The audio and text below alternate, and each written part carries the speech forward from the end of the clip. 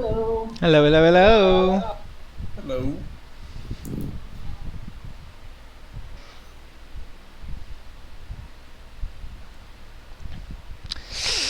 All right. We still got about 5 minutes before we start. I do have Twitch on, so everybody watch your mouth.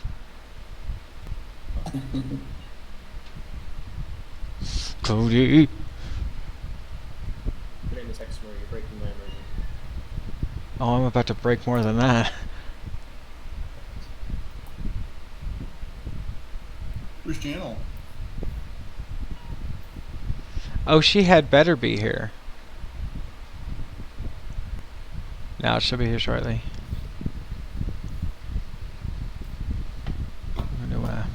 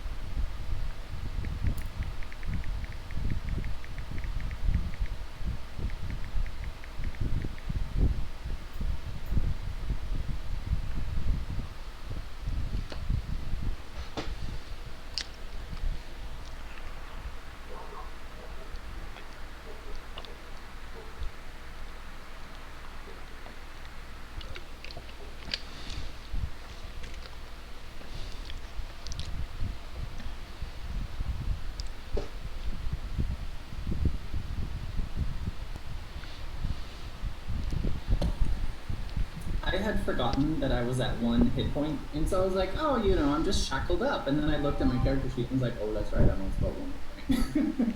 Oh yeah, no, we definitely remembered that. I have a question. Can you hear my fan? No? Okay, good, because there's Can no you hear way. my fan? No. A little bit, but not much. It's basically just like white noise underneath your sound. So. Good enough. I spend most of my time muted anyway. Ooh, man, So, Donald, yeah. since Dustin's not here tonight, and there was something I wanted to do with Dustin, should we just like gloss over that, or just not deal with it, or what? Text me what you wanted to do, because I kind of have an idea of what I'm doing. Okay. Do you want a text or a message in Roll20? Either one. It doesn't matter. Okay.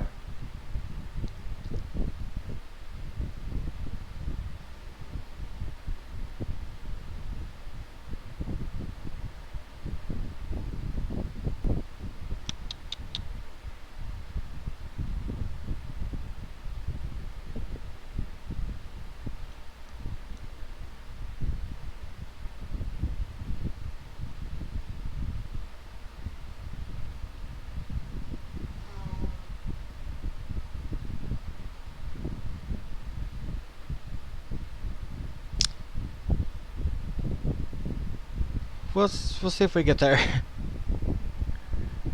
We'll see. Yeah. I'll keep that in mind. Yeah.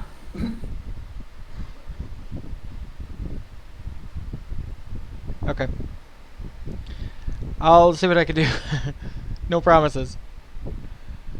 No, I wanted to ask. So. Yeah. Okay. Oh my gosh.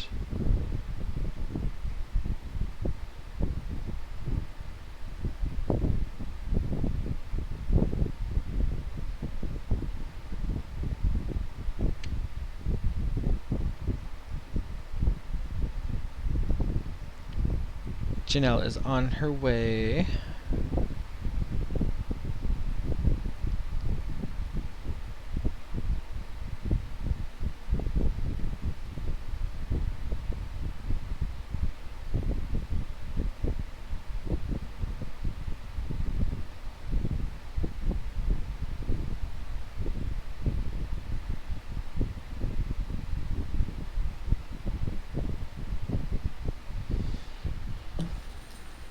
I swear I'm not tired, I'm just groggy. I took a 2-hour nap earlier, so.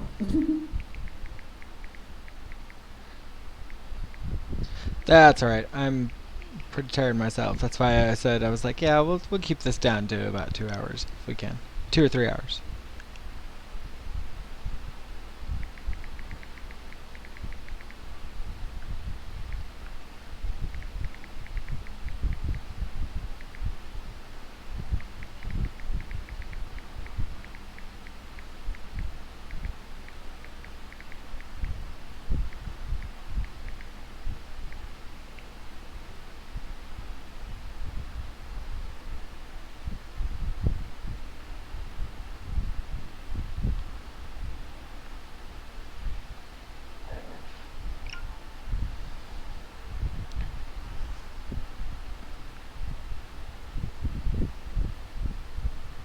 Ooh, yo, this is gonna be crazy this night.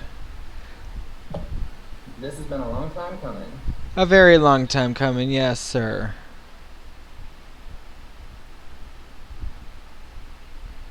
When was the last session? It was like a month ago? Just about, yeah.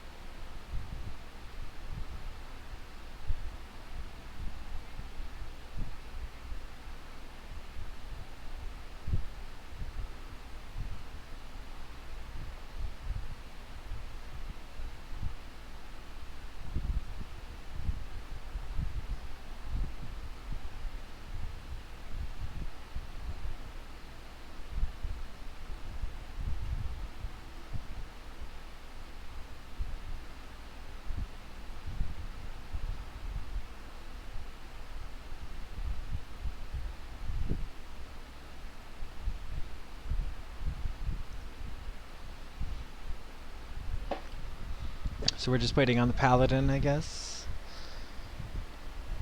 Ooh. Yep. That's alright. Get some things open up here.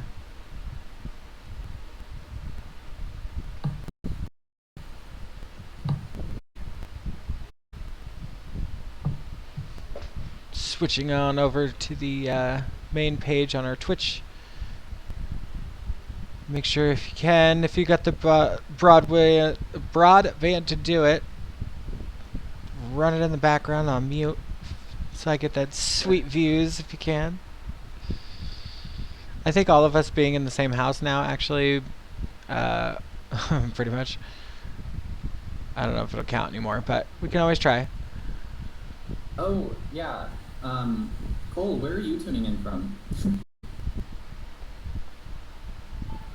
Donald's living room. We're- Yeah.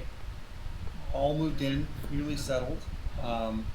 Still trying to figure out the logistics of the garage. I think I'm gonna run insulation in the attic, and then I think it should be good. But it's a big step, and I have no idea how to accomplish it. So I'm gonna spend most of the day tomorrow trying to figure that out.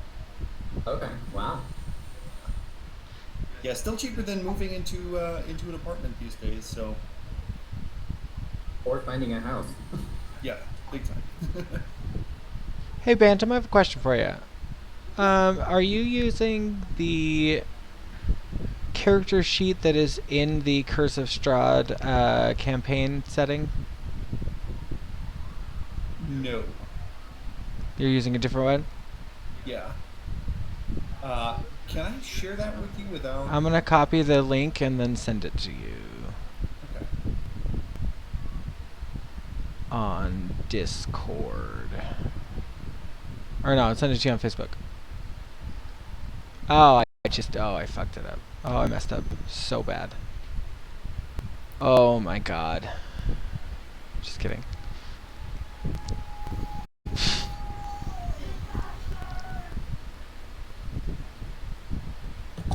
What is someone watching in the background? Sounds No like It's idea. Always Sunny. Yeah, that's what it was. Fuck yeah. Eric Frank, I'm like,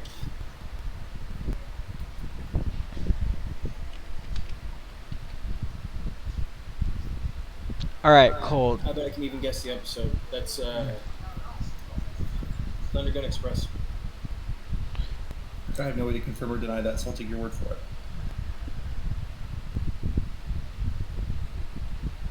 So I'm gonna deactivate the Bantam Apropo that's in that one, and then join the correct one with the correct one. Yeah. Well, yeah, you know what I mean, right? Okay. Join that page with the correct character page for now. Let's I just see. did. Okay. Well, hello. I don't think she's quite connected yet. And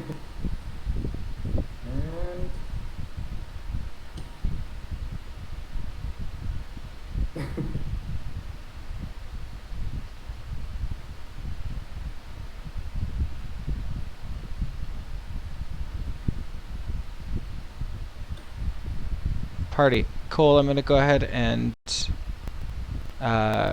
remove that one. With the other one. Okay, you're all set. Okay. Cole, you're all set for that. It looks like everybody's just about here. Hi, Janelle. Yes. Hello, hello. Hello?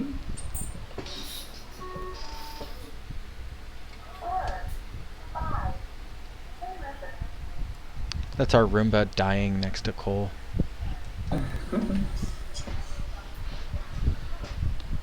Sometimes I feel like I can still hear its voice. That's not funny. Don't piss off the fucking robots. The Roomba and I are homies, man. I'm the one who digs its ass out of that chair every time. True. All right. So, Do any of you guys watch Smosh? not really. Not lately. Do you know who Shane's character Spencer Agnew is? The Chosen? I know who Shane is. Oh. Well, he's a very funny character. And they find they have these 3 people randomly select these items. They have to turn into a nemesis for him. Because he's very much a ball ninja kind of guy who thinks like he's the shit. He's Yeah. the chosen one, you know. It's very funny. I recommend watching it. I will have to check that out. Are we streaming it? Yeah. Oh. I'm going to send you something in. How do I chat? Or I'm just going to send something in Discord real quick. Yep, our To see if Discord's always anybody- open. Okay, I'm gonna go grab my drink real quick, and then we will get started. What's our Discord? Habeaus Corvus. Not everybody's there. Oh, they're offline. Yeah, no one's there. But when you post it in there, it'll pop up for everybody. Someone's echoing.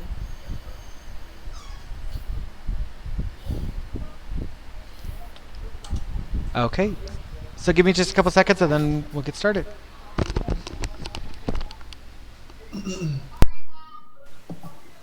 I think it was echoing through the. Oh, okay. I will mute myself.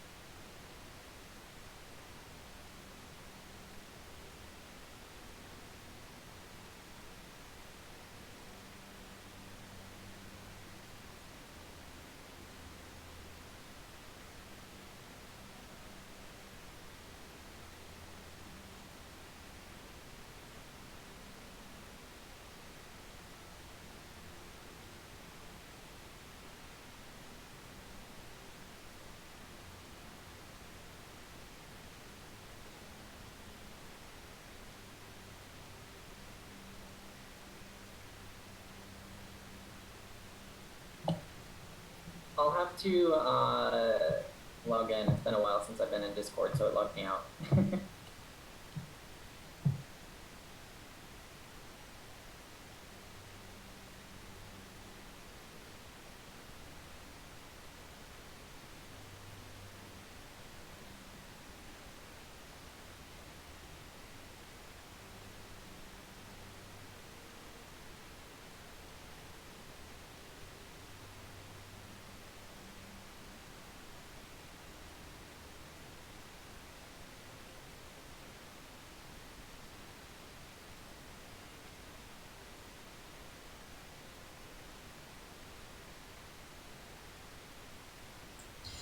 Did anybody pay attention to D&D's stream chat event that they were having?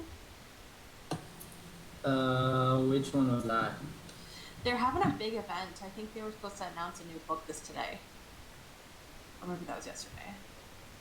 I saw that they were live on Twitch when I was logging on, but I just said D&D live. Oh, because they've had a huge event, and I think they said it's a dragon book. Yeah, I saw Bizband's Treasury of Dragons. I saw the banner on D&D Beyond when I logged in, and it was like a new book about dragons. Oh, so it's not like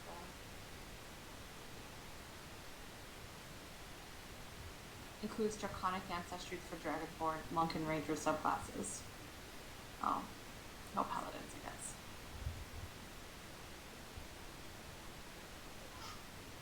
Chris, you ordered the Feywild book, right? Actually, I don't think I pre-ordered it, but I do want it. The circus thing? Yeah, the Wilds by Beyond the Witchlight. Oh, okay. I definitely want it though, for sure. I'm gonna, I don't know why, I'll probably just get it when it comes out. It's so funny. I logged right now into D&D Beyond, and it's like, oh, Underdark mode is available now, and it's like, get Persephone the Gentle, the character you've always dreamed of. And I'm like, no, not for this character. I immediately turned it on.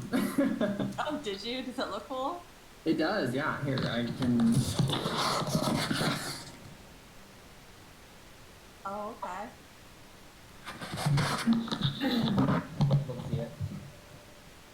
A little bit. Does it move at all or anything?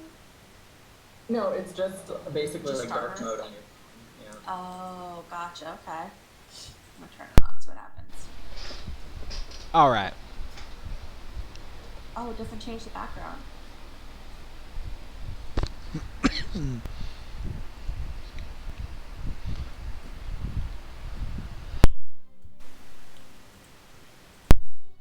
I had to scarf down one of my sausages I barbecued today.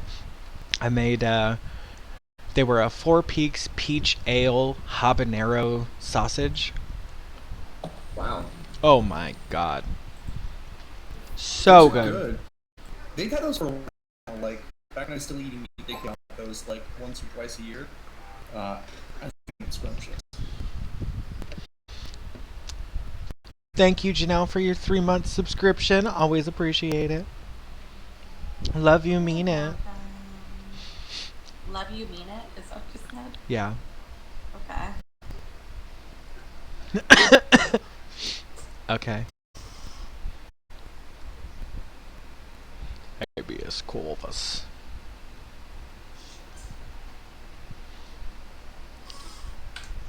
No. Okay. It was probably just spam, because I don't know what that was. I don't know who that person is. Janelle, do you have a stalker from our games? Do you have somebody reaching out to you? They never said anything. They invited me to a Discord, but now it's invalid. Ooh, girl. Yeah, the invites expire after 24 hours usually. Oh, well, it's dead. I have no idea who it is. Those of you on the Roll20 can check on my little picture there, but those of you on Twitch, oh, I guess you can't see because I've turned off the cam. I'll show you all here in a minute. But I got a new shirt for our stream specifically for today. It says One Nation Under Strahd. Nice. I'm very excited about it. I've had it for like a month, but we haven't met for like a month, so. But we are here, and I think we're about ready to go. That hit in my stomach. Oh yeah. Oh, come on. I'm very nervous. All right. So, last we met, our run-in with the abbot, the diva that took over the Abbey of St. Markovia long ago, has fallen alongside his flesh golem Vasilka. A brief meeting with Strahd before Strahd fled, leaving you to deal with these heaps of flesh that were once animated.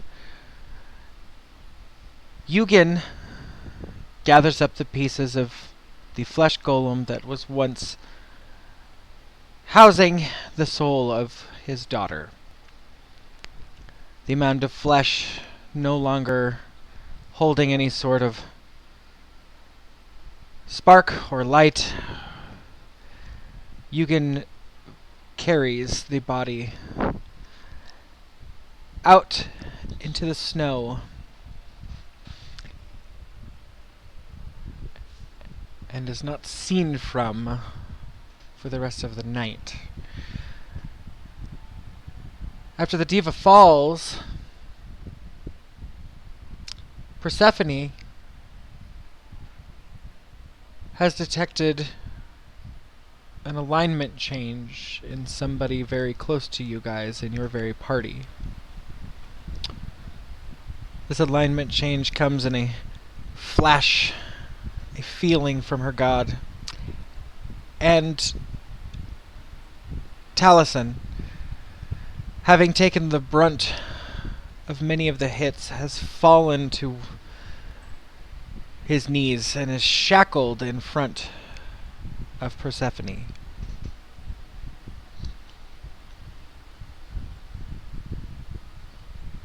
The last detail we went over just before we ended was the silence that permeated the entire building, and this growing, rumbling noise outside, as if a stampede of an entire zoo of animals has been let out.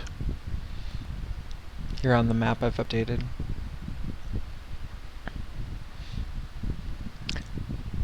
Bantam and Bantam and Heximer, you two are able to make your way over to the window here. And outside, you can see that the mongrel folk have all escaped the Abbey and are rushing towards the gate where you entered. Hanging off of the gates, you can see the familiar faces of Otto Bellevue and Zigfrek Bellevue. In the back against the wall here, Irina and Ismark kind of hold their position up against the wall, weapons at the ready as the mongrel folk ignore them entirely, running by.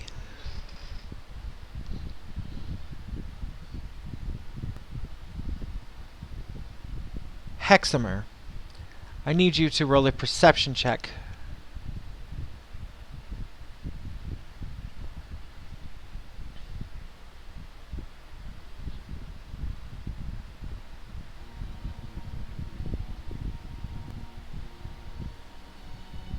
First roll of the night. Make it a good one. Fantastic. Okay. Heximer, after this battle has just gone down, you see that there's two party members, of which you've grown to know quite a bit over the last few... It must have been even just a few days of travel, really. Something else is catching your attention. Now, you've tried to reach out to these mongrel folk many times with trying to reach out, trying to find a mental connection somewhere. And there's only ever been one of the mongrel folk that you've ever really gotten a beat on. And just from this window over here, you're almost led over to this window. And through the trees, you catch Zigfrek's eye. She's holding on to the top of this gate. Very animalistic. But her sleeves are still pulled up as far as they can go to hide her claws, and her hood is pulled over to hide as much of her scales and her deformities as she possibly can. But this eye, the one on the scaled side of her face, pierces through the air. And it's not benevolence that you feel, but fear. Zigfrek turns and says, "Please, help us." You get this sense of urgency that almost feels as if right now you could either kind of stick around here, or people have got to start to mobilize fast. Unfortunately, after something crazy like what just happened with the diva and the flesh golems, there has not time to take any sort of short rest or anything.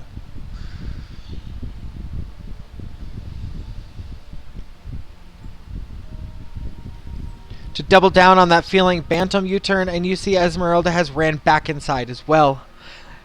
And she confirms and says, "I need everybody to join me. The mongrel folk are heading down towards the town."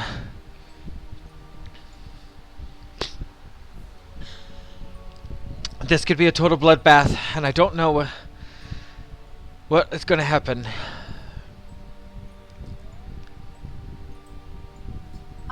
Is Taliesin conscious? Taliesin is just barely conscious, yes. Taliesin is on the ground, shackled, in front of you. Esmeralda is very clearly speaking to Bantam and Heximer. Do I overhear her talk? You are, but your attentions are probably not so much on her, but you are aware of what's happening if you'd like to say anything. I kind of turn my head, not leaving Taliesin, but over here, Esmeralda talking to Bantam and Heximer, and I take a deep breath in and a deep breath out, and I pull Taliesin up by his shirt, and I'm like, "Whose side are you on? Are you gonna murder us? What? What are you talking about? You're not the same. We are in an awful situation, and I can't trust you." You can though. Can I? Did you kill the Burgomaster's child? Yes, I did. But I told you that this was part of my pact. So you rip a soul out of an innocent child who was brought back unwillingly, but found peace in their parents' arms, and you killed them again. You slaughtered them, not even gracefully, but like an animal. I had to return the child's soul back to where it was. He was brought back unnaturally. He was not meant to be on this material plane again after his first death. But he's here. Who has to suffer death twice at an age so young? I assure you, he wasn't himself. He was in an ordeal being brought back by the abbot. You don't have to believe me, but this is what I do. This is what I have to do. I drop Taliesin and let him hit the ground, and I just stare into him, and I tell him, I've got my eye on you.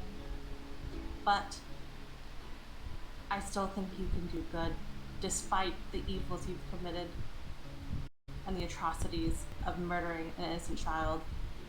I still think that you could save other children, the ones down in the town. Are you going to follow us? Yes, of course, but... And he kind of stumbles up. I don't know how much of an...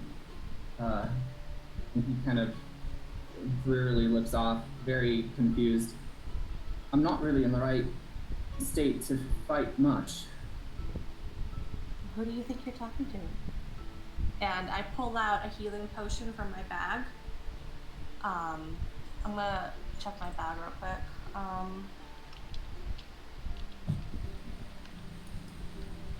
I hand him my greater healing potion. 1d10 plus 4. And I heal him, and I give him one of my... Oh, what was it? One of my regular healing potions, 1d8 plus 4. Stephanie, Yeah. roll a Constitution check for me. Okay.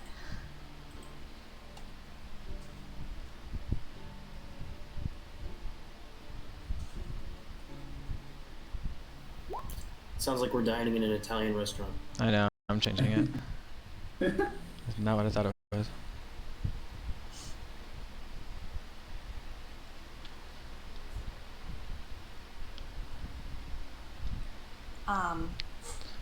Yeah, go ahead. And then I want to say something. Okay. As you hand over the healing potion to him, you hand over the potion. Your holy symbol in your pocket, wherever you hold it, begins to burn.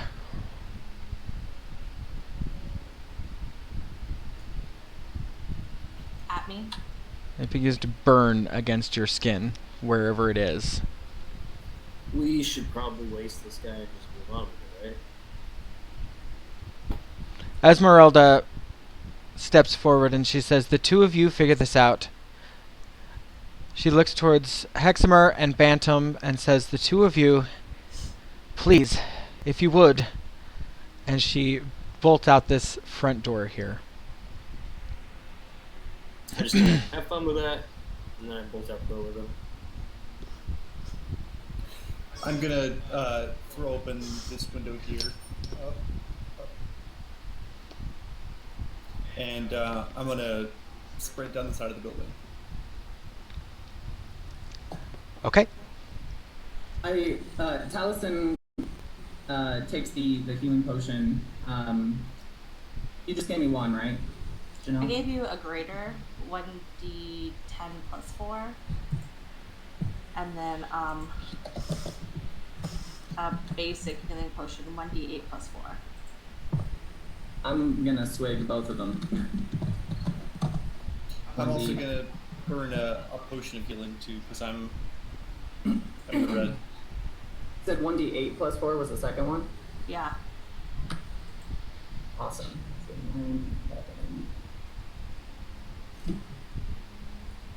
So Taliesin takes those and heals himself.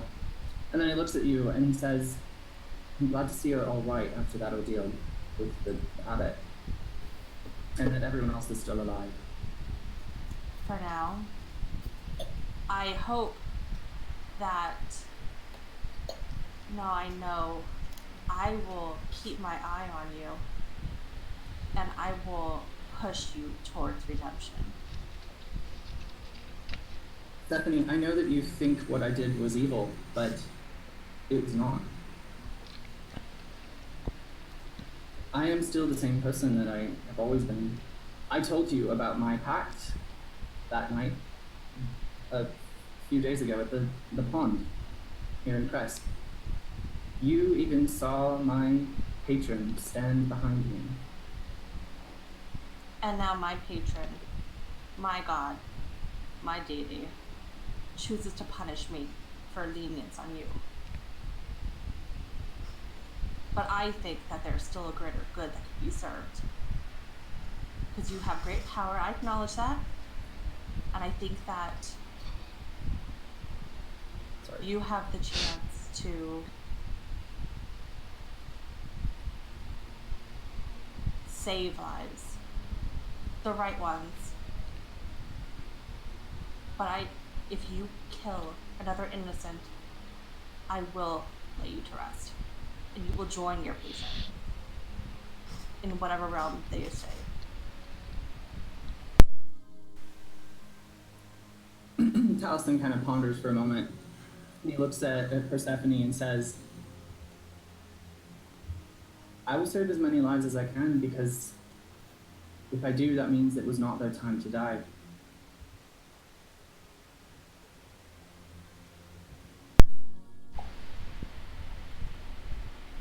Very well. I will break you if I see you condemn or commit another atrocity. And you see that Taliesin gets a little flustered. And he kind of looks you square in the eye and he says, as long as no one brings anyone back from the dead again, you'll have no issue with me. Do you see where we are? This is the land of the undead. The great undead rule it. It's gonna happen. I just hope that we can do good in the meantime. And it is my duty to bring down the undead.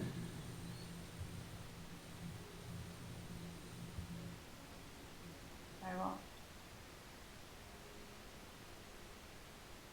And I pull his hands forward to unshackle his manacles. And I turn to leave.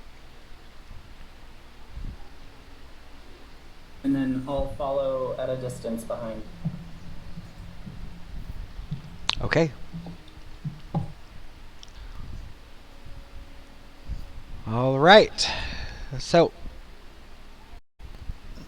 Actually, what does the healer's kit do? What can I do with that? with a what? I have a healer's kit. Is that just stabilizes someone? I believe so. Okay. It's not gonna heal any HP. That'd be too much. I wasn't sure what that did. Okay. All right. So, everybody, Heximer and Esmeralda, you guys are able to get outside of this door just here. And Bantam, you're outside of the window here. The mongrel folk are running towards this gate. And you see all shapes and sizes of different mongrel folk. You see just a stampede of them, right? Otto Bellevue is at the top, and from all the way down here, Heximer, you can kind of see that Zigfrek is kind of hollering down towards the gate. You can't quite tell what she's hollering down, but yeah, she still looks a little frantic.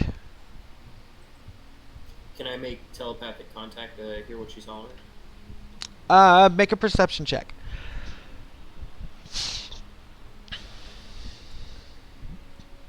Bantam, what are you doing at the moment as well?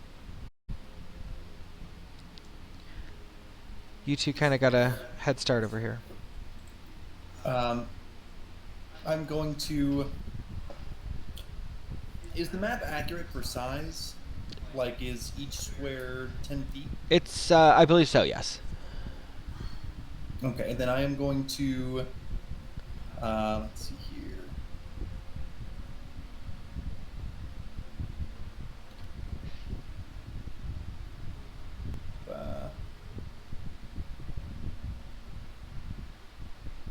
Gonna run to this spot here. Okay. And I'm going to... I have one spell left. Literally one. Okay. So I'm going to cast Thunder Wave at 3rd level. And it's a 15-foot cube. So I'm going to cast it right here, and I forget, is 15 feet that far? Yeah. Or is it 15 feet diameter? It's a cube in front of you, right? Yeah, so it's all around you in that radius, basically. Okay, so 15 feet of radius and not diameter. Correct. Okay. See, I'll cast it right here, so it should hit.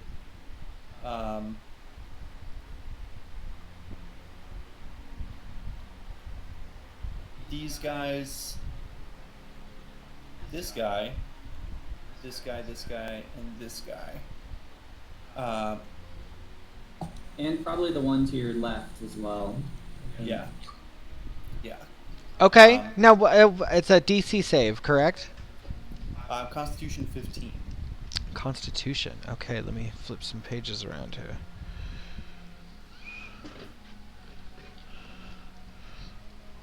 All right. Village of Kresk.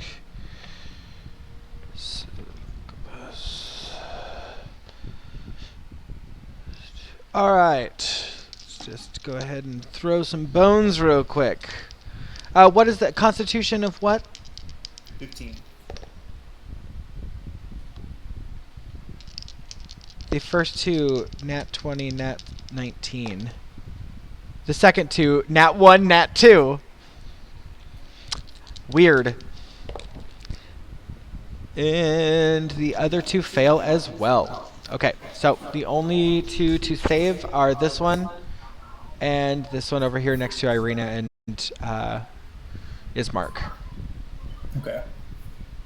Then they take half damage of 4d8, and then everybody else takes 4d8 and is pushed 30 feet away.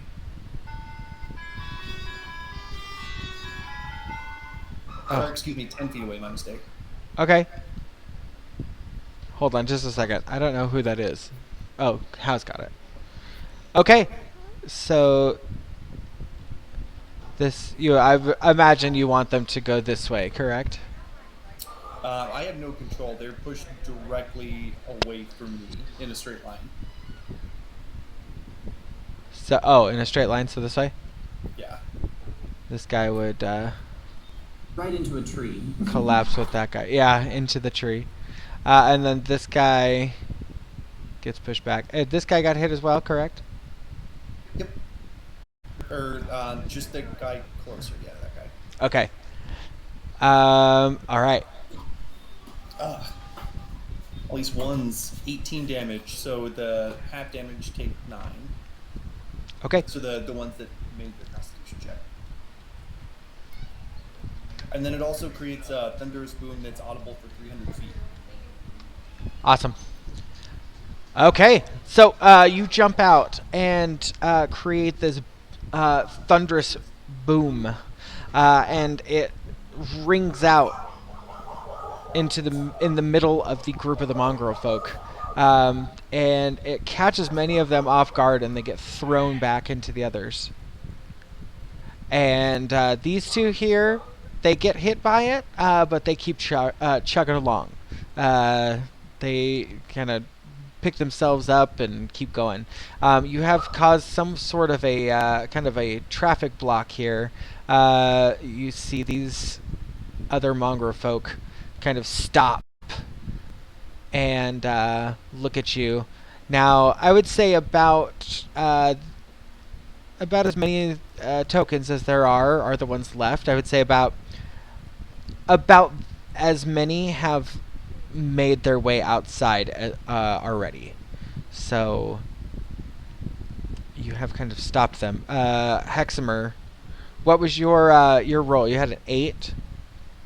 The Siegfried character is she's repeating something, and it almost sounds like she's saying something along the lines of like, where is he? Like she's like looking in the crowd for somebody. It looks like somebody specific. Okay. Can I go? Yeah. Gotcha. I'm gonna run like here. And then I'm going to cast Calm Emotions. Okay. Each humanoid in a 20-foot radius sphere centered on a point I choose within range must make a charisma saving throw. Blah, blah, blah. A creature can choose to fail this saving throw if it wishes. If a creature fails its saving throw, choose one of the two following effects. You can suppress any effect causing a target to be charmed or frightened. Yada, yada, yada. Basically, I'm trying to calm the fuck down.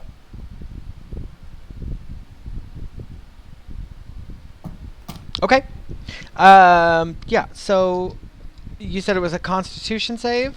Charisma save. Charisma. Ooh. Yikes. Shocker. Mongrelfolk. Not so charismatic. So, yeah. Let's just take some rolls here.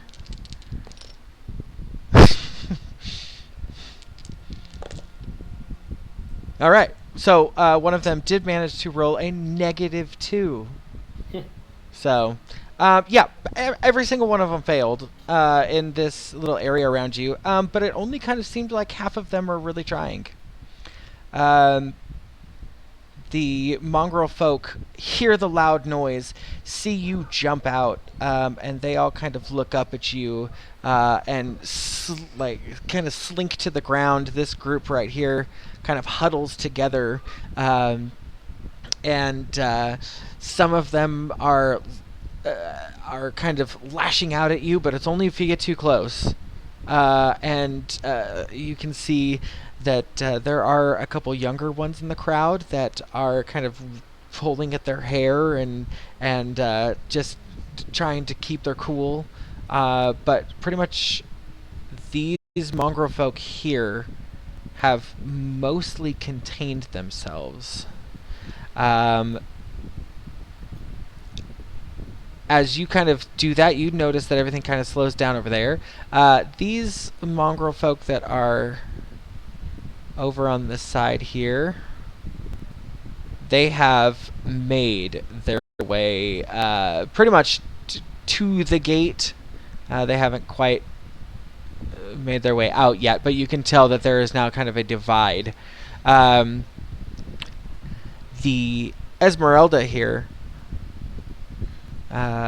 she takes a step forward as this gate behind her blows open. Boom. That creature that was in the well, one of you got a little too close to the well. I don't remember who it was. I believe it was Heximer. Yeah, you recognize this little fucker, and he runs out from that gate and just kind of flailing his he's got like I forgot what it is, like a spider arm and a lobster claw, and he runs at Esmeralda, and he's able to tackle her to the ground in a grapple. He's kind of got his claw trapped her arm down, and he is not calm. I would say as this sort of happens, Taliesin and Persephone, you guys have had your conversation, and you've healed a bit. Where are you guys rejoining the group at? I left Taliesin behind. Okay. And I'm jogging over this way to get out. And I assume that maybe I encounter Esmeralda and the guy from the well. Yeah, make a perception check real quick. So you're running out after this very emotional moment. We'll have to see if you what you see.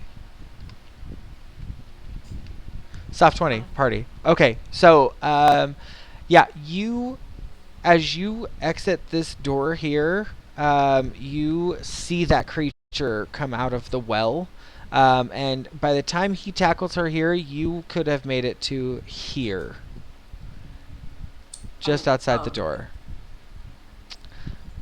Taliesin, as you stand,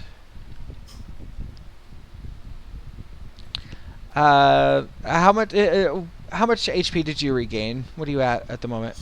You should be pretty good. I'm at 21. 21. Okay. So, as you stand, you kind of start to feel real dizzy, and you start to get that feeling of that you usually get when Corvus is trying to communicate with you. And it takes a minute. Go ahead and you roll a Constitution check for me.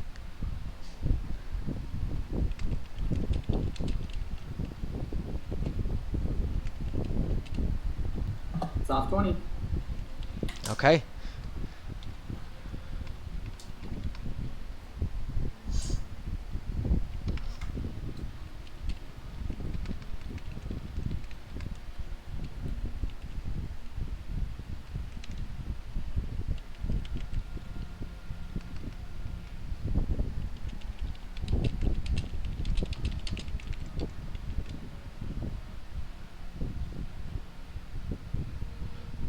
Sorry, of course. I have to type something out.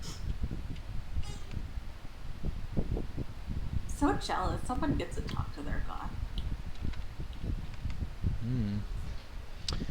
Careful what you wish for. Okay, as you go out the gate here, Taliesin, you get a message from your patron, and it is...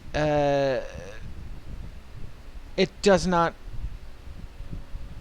bring you comfort as he normally does.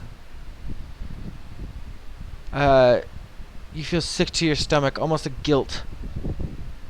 It's a very familiar feeling.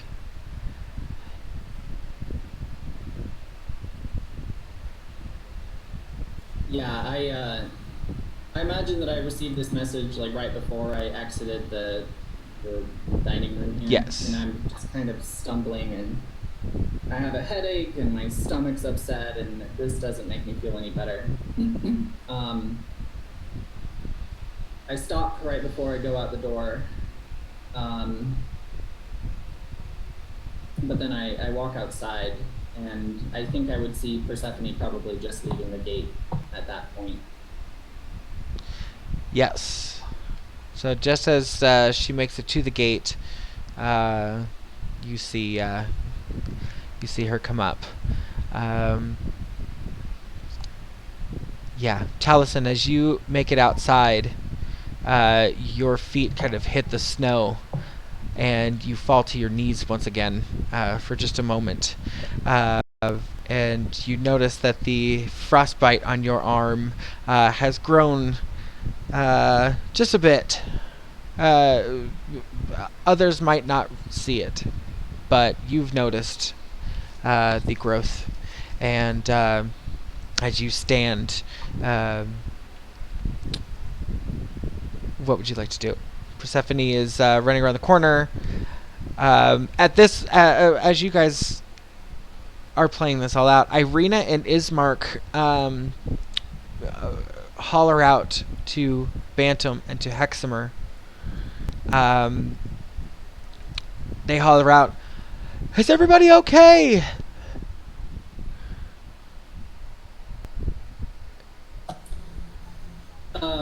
Right as Persephone is just about to go through the gate, and I regain my, I get back up on my feet, I'll call out to her. Persephone! We have more to talk about. And I'll stay that way. Do I hear that? You are, I mean, you probably heard him yell towards you, but you just saw this thing run and you are currently watching it attack Esmeralda. It has pinned her to the ground. So, yes, you heard him, but I feel your attentions would go elsewhere. Yeah. I just can I run ahead to like, how does that work on someone who's grappled? Do you just attack them, or do you ungrapple them to attack them? Like, it depends. So I would imagine if you are attacking someone who is grappled, now see, she is on the ground. So I would imagine he is grappled her, however, he would be prone.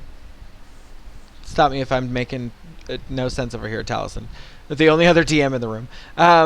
I would say yes that she's grappled, but yes, they are prone. So any melee attack or any melee to get them off of your teammate would be rolled for advantage. Of course, I would say a nat 1 does have the possibility of hurting your own teammate, of course, but ranged attacks towards prone would still count as a disadvantage. So it's kind of up to you if you want to go in there and attack, make a strength roll. It's up to you. However you want to get the dude off. Sorry. okay, I'm just gonna go ahead and run up and like put my arm around his neck and like rip him off Esmeralda. Okay. Is that a strength check? Yeah, do a strength check, please. I gotta go back through here and see what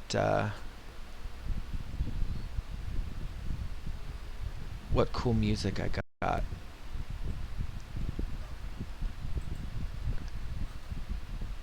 There's an artist on Roll20 called Kevin MacLeod, and I've looked him up on Spotify, and he does some of the best music we've listened to. Okay, strength check for a 23. Yes. Strength check number 2. The first one's fine. The first one's enough. You can you go to grapple this thing off of Esmeralda, and yeah, you manage to pick him up and grapple him around the neck. Now he, I guess, as you hold him there, you notice that his mouth is that of like a spider mandible, and it's kind of trying to bite away at you.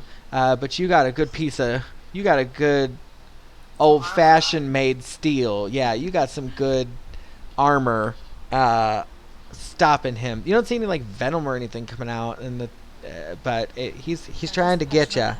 He's trying to get you. I would say you're gonna hold him there for just a moment. Heximer, you have calmed this group of people. Bantam, you have seen this happen. Bantam, I saw you pointing towards with some radius. Do you have what is your thing that you'd like to try? I'm gonna yell to Irina and Ismark, "Stay back! It's not safe. None of us are in good condition, and we need somebody ready to fight if it comes to it."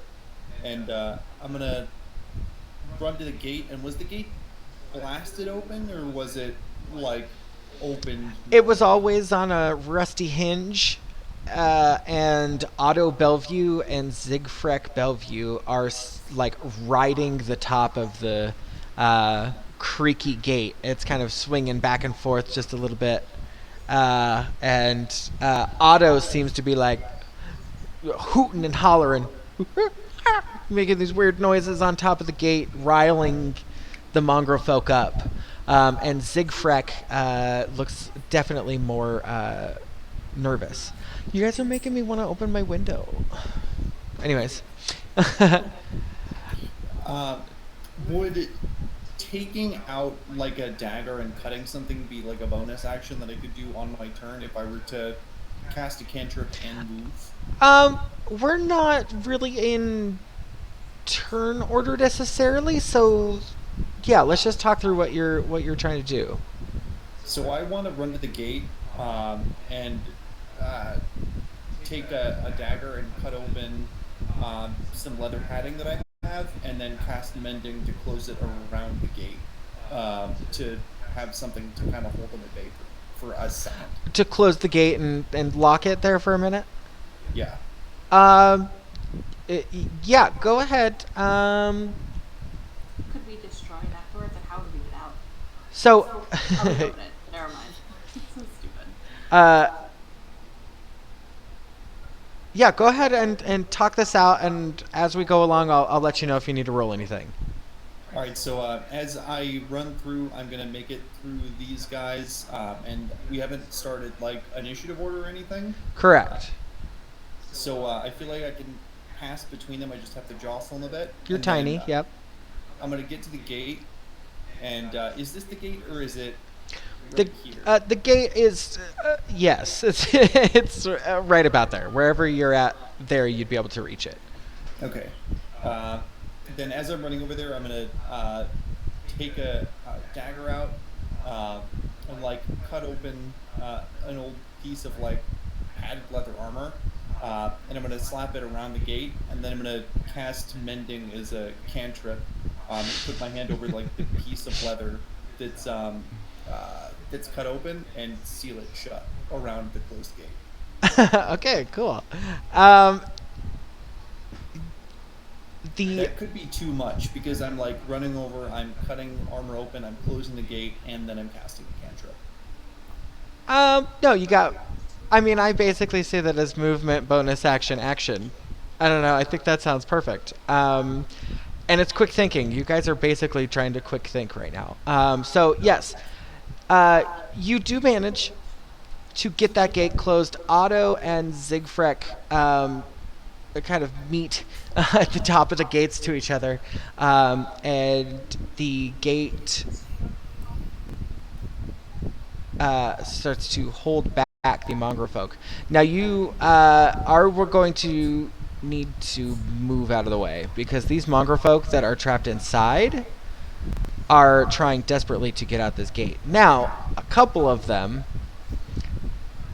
pull a U trick, and they go right up to the gate, and they climb right over it, just like it was no problem at all. As you look up, Bantam, would you like to move out of the way? I'm just going to assume you move right over to this way, yes? Or would you like to stick there? For it. Okay, well, as you are kind of... you notice that the mongrel folk are not attacking you. At least the ones that are right about you. Mm-hmm. On the other side of the gate, Zigfrek and Otto jump down. Okay, and you see them kind of arguing. They're arguing kind of animalistically, so you can't really hear it out. And these mongrel folk here are yipping and yelping. So it's loud, it's wild. Okay? Now, I do have lip reading. okay, well, these are... hardly any of them have lips. I was about to say that lizard chick probably doesn't have lips. Yeah, Zigfrek... Yeah, at the moment you can't really concentrate on that.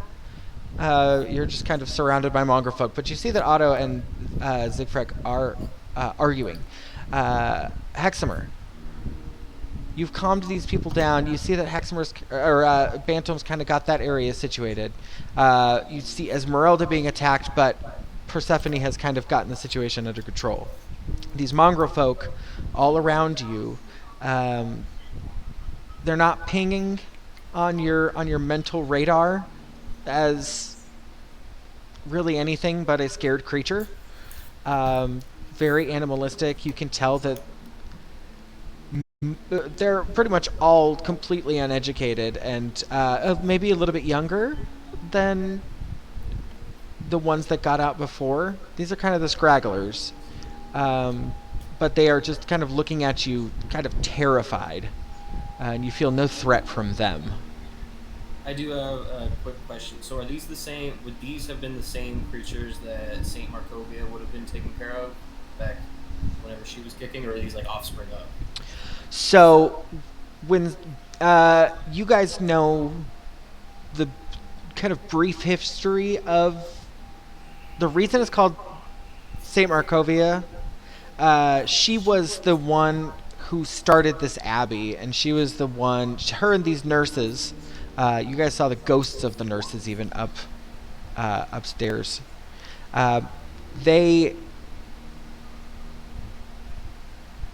They took care of this abbey long ago, and after Strahd had really kind of taken over and became this evil force, St. Markovia had marched upon the castle, and unfortunately were decimated. This was shortly after a man with the last name of Bellevue showed up at the place with this family of what would later be known as the mongrel folk. They kind of took over and kind of walled themselves in. Did you say after or before? I'm sorry. So after the Bellevue showed up around the same time that the Markovia went and marched upon, and there was no one here to watch over them until the abbot came along. Okay, so they would have never been in direct contact with Markovia. No, this was many moons ago. Shit. Yeah. Well, I'm gonna do it anyway. I'm gonna pull out that golden statue of Saint Markovia, and Okay. then I'm going to use prestidigitation. Let me look up what that does real quick, just because I want to make sure it does the thing. Ooh boy, what doesn't it do? Prestidigitation is one of my favorite spells. I want to one of these, because basically I want to cast a friendly environment, like a friendly, warming, welcoming environment around me, so that they chill out even more and then like maybe calm down, become friendly towards me. Okay, roll an insight check real quick. So I'm wondering if they're like semi-intelligent. This was just for you. I think it's gonna be good. Gotta find my thing here.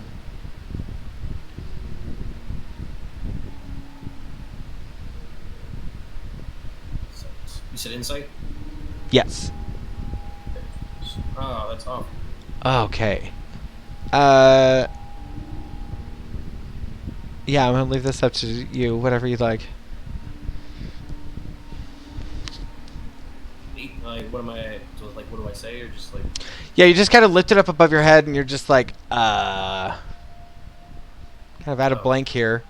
Hold that thought. As you took that out of your pocket and kind of lifted it up, a few of their eyes lit up a little bit too much. It seems that you've drawn the full attention of a few of them, and they are looking at the golden statue very covetously. Persephone, or excuse me, Taliesin, you are. What are you doing at the moment? So I had called out for Persephone. She left through the gates. Yes. So I want to look around at this courtyard to see if like if all the mongrel folk had escaped, if those bat people were still chained to their posts, stuff like that. Yes. Every single cage is wide open. With a quick, even just passive perception, you can see that all of the locks are fully unlocked.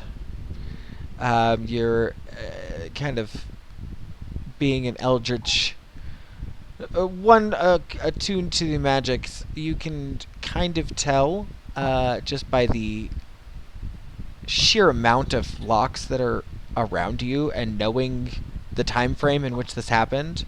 All of these locks were opened magically with a knock spell.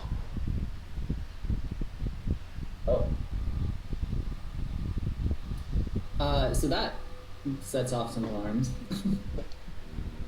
Are the back people at their post, or are they gone? Gone. Okay. Yes. So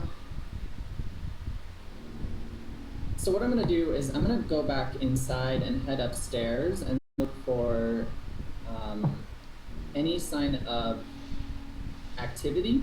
So I'm just gonna kind of try to investigate the upper floor of this area, and then if there's nothing there, I'm gonna walk over the pathway across to where like that nurse's room was to see if I can find any sign of any other people. Okay. So as you go up to the top floor, I'm gonna bring you over here in just a second. I'll just bring all you kids over, huh? Okay, on the top floor here. I don't know where you're, there you are. You see the table here, covered with kind of chunks of coagulated blood. You see the bell above you, swinging just ever so gently in the wind. And in the corner here is a figure kind of rocking back and forth in the bed. And you can hear two people crying.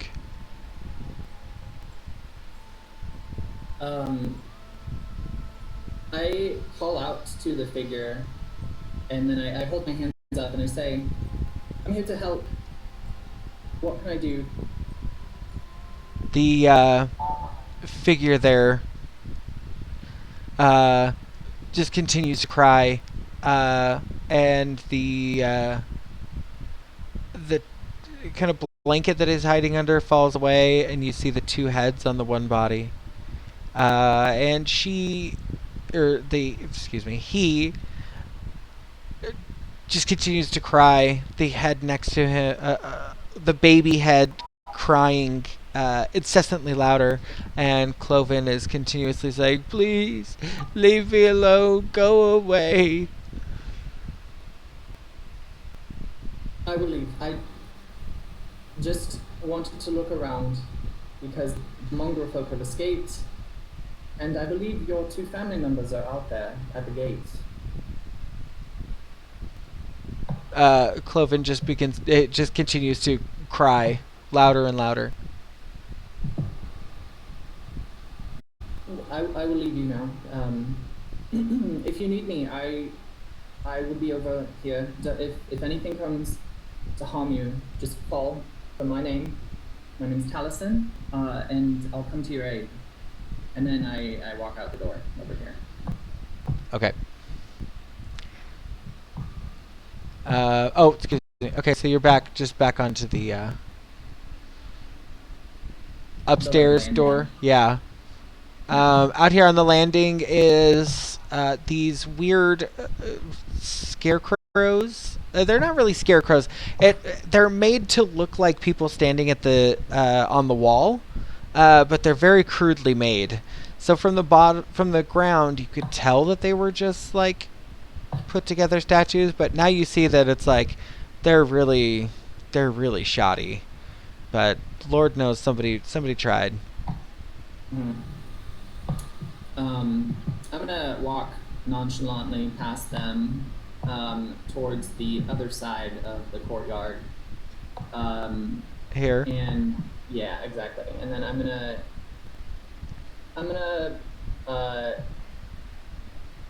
go in to this room where we had been prior, where we met Esmeralda, and I'm just looking around for any other signs of life, see if there were any other mysterious people that could have unlocked all of these doors.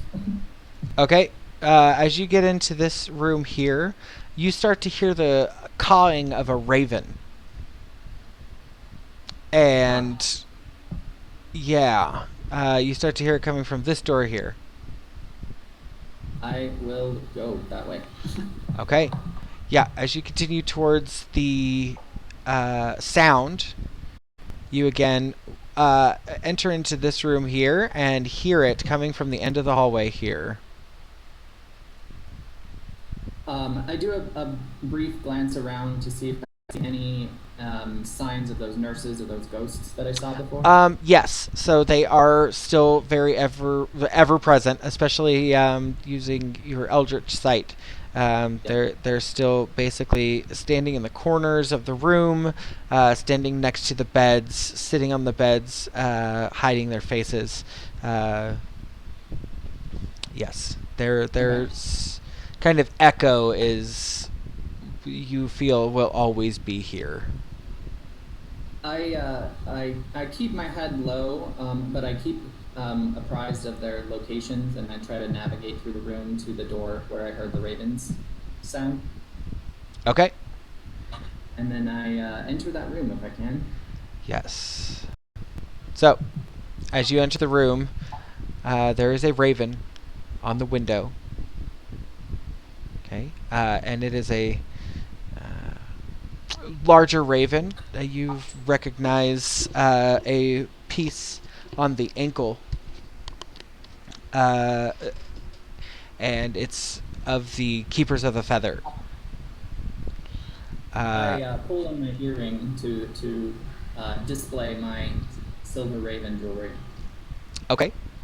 As you do that, I'm going to need you to make a dexterity saving throw.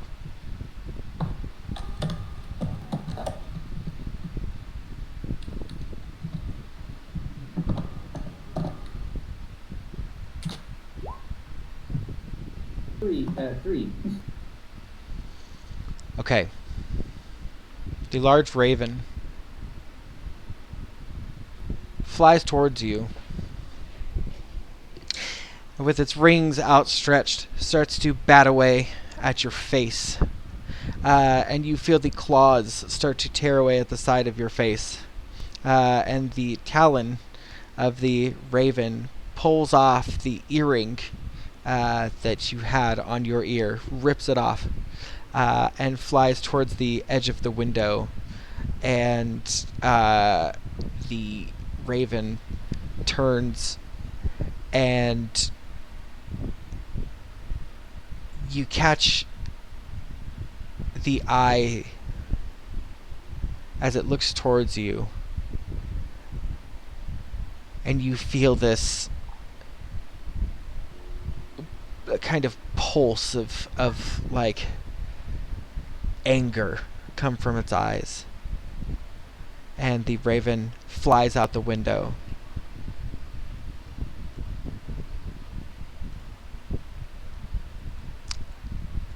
Back downstairs.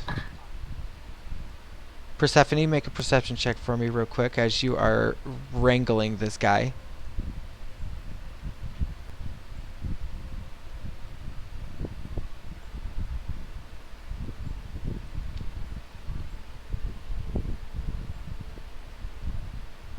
Okay.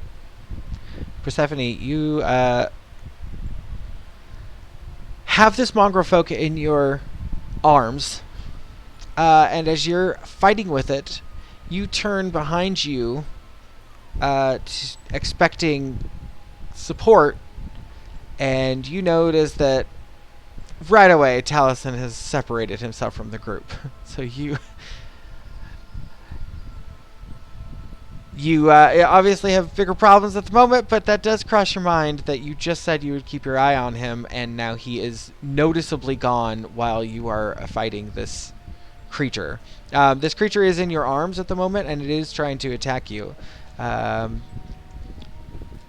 going to give it one check. Okay, so what would you like to do at the moment? It failed its check to get out of your grasp. I'd like to do attack. Because I have from behind, I guess, I assume I would have, like, had my weapons out and stuff. Like, I have my arm around it. I want to see if I could use my weapon to pierce through its back.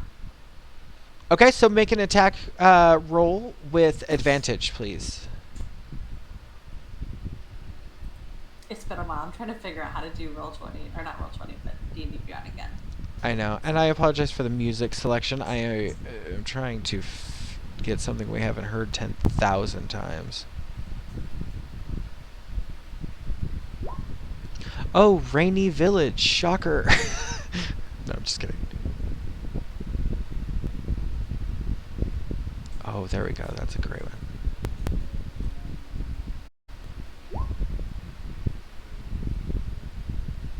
Do I hit? Okay. Yes, absolutely. So, yeah, go ahead and roll damage for both attacks. Oh. Should I do 2 attacks? Oh, because I'm attacking twice because I have that ability? Well, for some reason it says rolling d20 plus 6 for attack number 1, rolling d20 plus 6 for attack number 2. Well, because you said to roll with advantage. Oh, I see what you did. Okay, yeah. So, 22 hits for sure. I see how you did it. Sorry. Yeah, I don't know how to do the fancy. That's technically the right way. I don't know what I was expecting.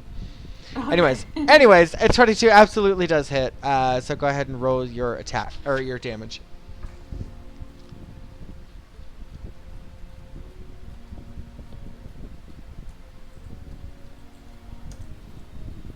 Four. Okay. As you stick this thing in the back, it whips around and it tries to get back at you. But you still got a grip on it. You might not have gotten it real deep, but it's enough to piss it off for sure. Okay. Do you have? I have double. Do you want to make another attack? Yeah, I would. Okay. Make it with I advantage. have to do another. Okay. Yeah, you still got this bitch around the neck, and you just. Not 20. All right, there we go. That's what I'm talking about. Okay. Hey, roll your second one just in case you get a double nat 20. Does that like quadruple the damage? No, I it'll need a just 4 feel again, good. you know? Okay, all right. I got a double 20 on a disadvantaged attack once. That felt great. This was many moons ago. Oh, that was wrong. I was gonna say, damn.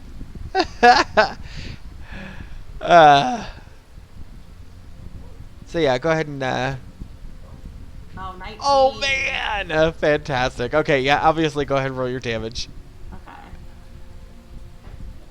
for your nat 20. So you roll your attack dice or your weapon dice twice 16. plus your extra. Oh wait. So it'd it's be not 13. fun. So you roll your oh. you roll your weapon dice twice and then add your modifiers after that. So it'd be 2d8 plus 3. If you want to re-roll again, you can do that, or we'll just take 2 5s. Oh, okay. If you want to do that. I don't care. Do you want to do that? No, I wanna. You want to roll it? stick with the 13. You want to stick with the 13? Okay. Yeah. Okay, that's perfectly fine. Let me double check here. Okay, so yeah, that damages him enough to where the fight starts to kind of leave him, and the attacking turns to desperately trying to get away from you. I'm gonna have him roll just real quick.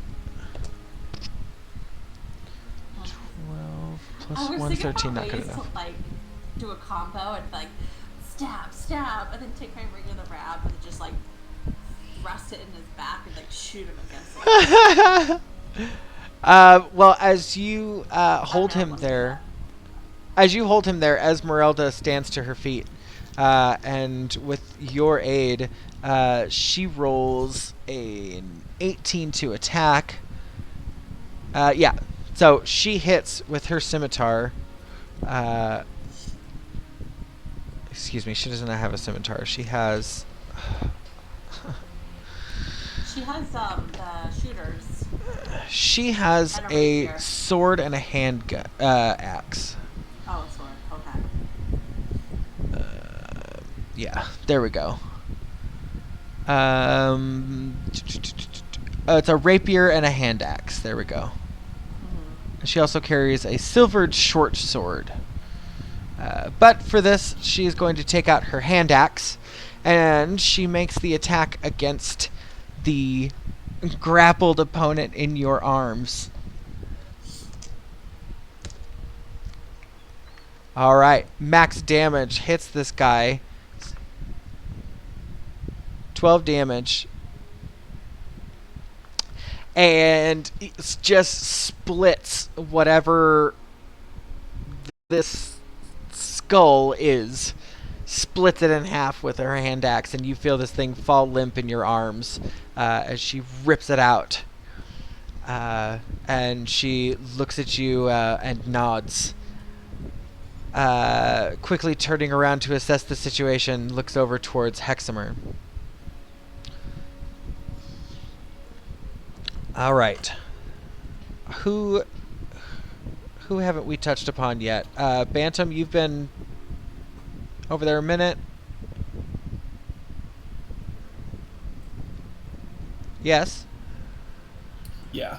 Okay. While you were over there, Otto and Siegfried start to fight louder.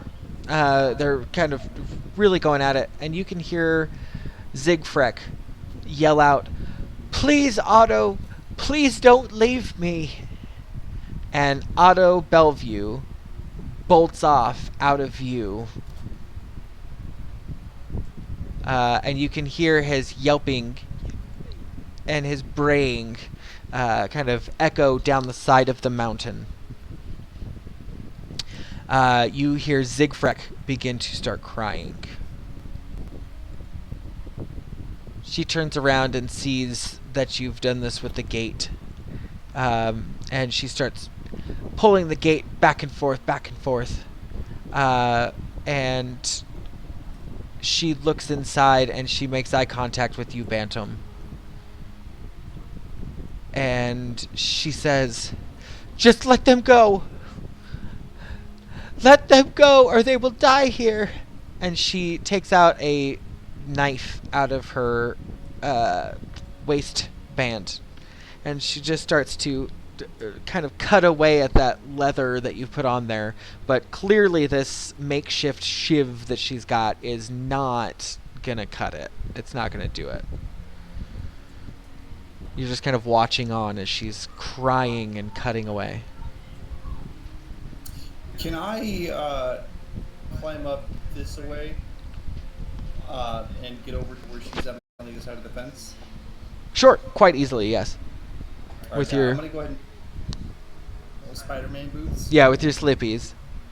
I'm gonna walk up to her and put my hand on like the hilt of her knife thing. I'm gonna say, clearly, you don't think it's a good idea for them to be out either. Why will they die if they're here? You killed him. You killed him. He was the only one keeping us safe. He was the only one feeding us. And she just continues to saw away, kind of this hulking woman. Her arm just chucks you back, and you find yourself completely knocked back as she just desperately cuts away at this leather piece that you've put around this gate. You can see the other mongrel folk on the other side kind of like reaching through the gate and like tugging at her robes and tugging at her hands and her hair, and it doesn't seem to faze her. She's just furiously cutting away at this to no avail. She's not making any headway with this. Bantam, from where you are as well, you take a glance behind you as you begin to hear the screams of the Kreskites down in the valley, the echoings reaching all the way up to you. for the first time. You begin to see torches light up all along the valley just below you.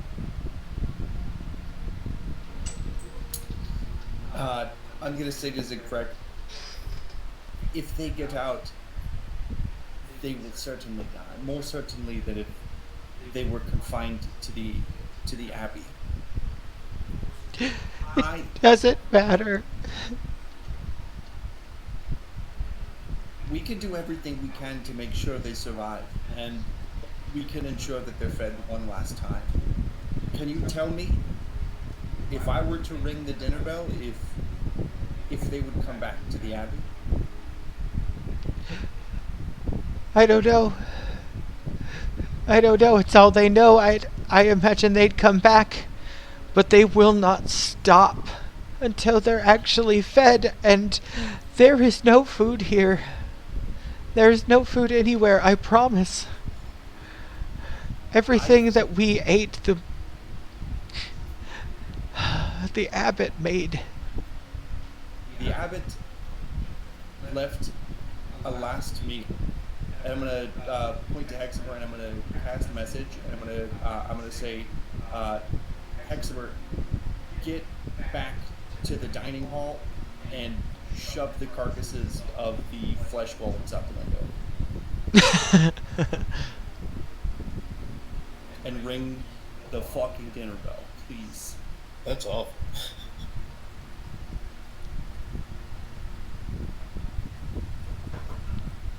Okay, yeah, Heximer, you get that message for sure. Oh, Jesus. Alright, I guess I'll derail what I was doing and go throw some flesh golems out a window. I'm gonna use prestidigitation and like throw a golden idol that way. Over towards that way? A trinket that fits in the palm of my hand. Okay. Yeah, as you throw it over to that way here, the mongrel folk, I would say about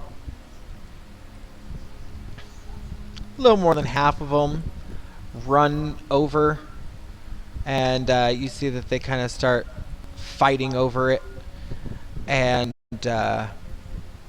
these other ones here, weirdly enough, hug up against this wall. And just kind of, you can hear them yelping and crying, and it sounds like human crying, but also absolutely not. And you hear Irina go, "Hey!" And this mongrel folk here, a very small, half monkey, half alligator child, with a big, long, deformed snout that kind of gets cut off in the front. That looks like it was bitten off maybe by another mongrel folk some point in its life. He is kind of caught trying to sneak rations out of Irina's belt, and her horse kind of whinnies and kicks out of the way, and the little kind of creature hits up against the wall, and it shakes. And over here, one of the larger ones gets the statue and kind of holds it up, and she is holding it, rocking back and forth, and the other mongrel folk there begin to kind of chant along with her. It's this incomprehensible kind of chant back and forth.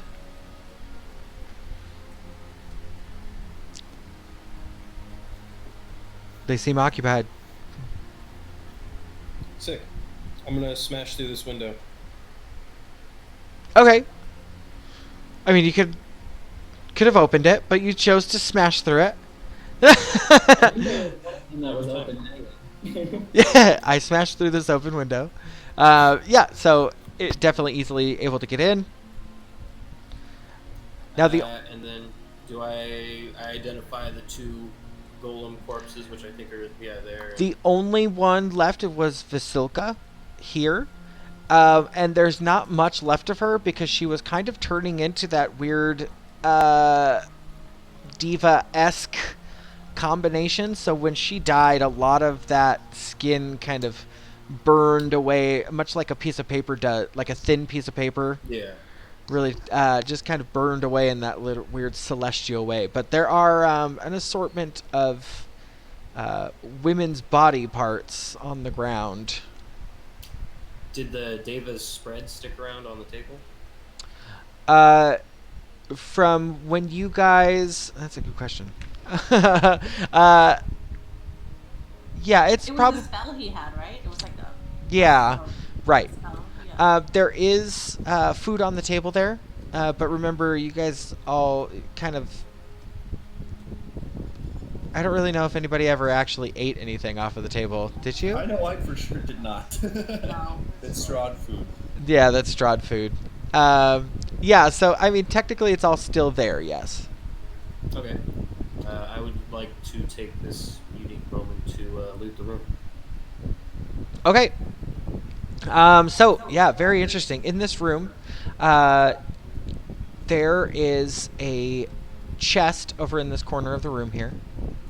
Okay. And obviously there's the food all over the table. There is the upstairs and the downstairs. You guys have pretty much checked the upstairs and the downstairs really well. There's not really anything there. And by this front door here, on the wall, there is a tower shield, a large shield, and it's got 2 spears behind it. These spears have silver tips. They're silvered spears. You're able to take those if you'd like. Yoink. And in this chest over here, I've got a couple things for you. Go ahead. I'm going to also climb up on top of this gate here again, and message can go through up to a foot of stone. How thick are these walls? No, it can also go through open windows, and he's yeah, so kindly smashed yeah, us. right. You know where he's at. You have a good idea. There's open windows. I would say there would be no penalty. And I'm going to point to him. I'm going to say, make sure the abbot comes to dinner too. I think he disintegrated. Did he disintegrate? I think I disintegrated him. The diva disintegrates when it dies. Then I'm going to take that back. I'm going to pretend that didn't happen. Okay. In the chest there, you found a scroll, and it contains 1 charge of the spell Wall of Light.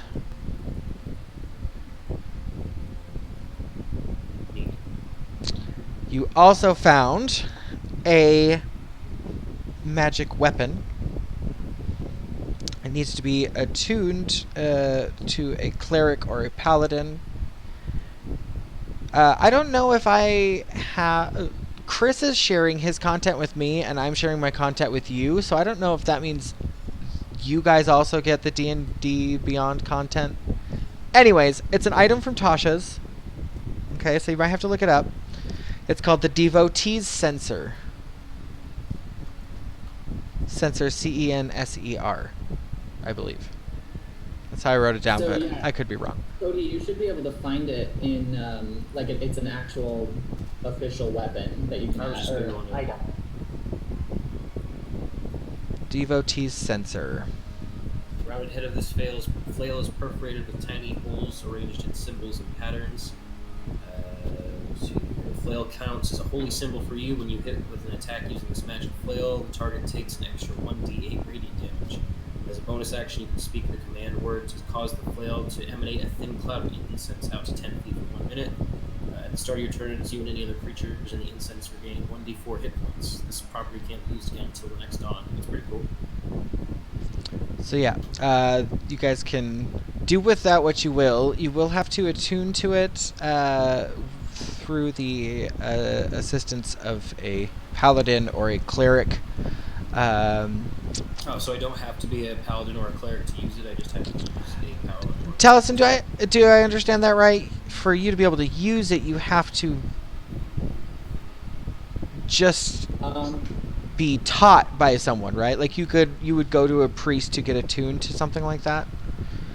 Let me double check. I think it means that it's locked to that class, but let me double check. Okay. But there is some other stuff in there. There is 300 gold pieces, Sick. all with the visage of Strahd imprinted on them.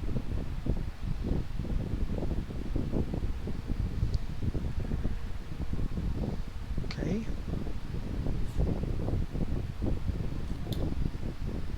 Yeah, so it says if the prerequisite is a class, the creature must be a member of that class to attune to the item. Okay. Boom. Well, we can always go and see if that blood spear that Dustin had. I don't know if he's using that or not, but that's another item I don't think anyone's used yet. But yeah, that's what you guys find. You find the Devotee Center, 300 gold, and the Scroll of Wall of Light.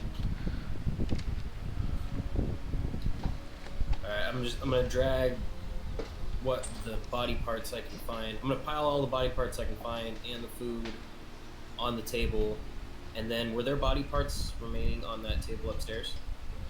No, it was mostly just blood. Cloven is still up there. You can hear him crying upstairs, and you can hear both of them crying.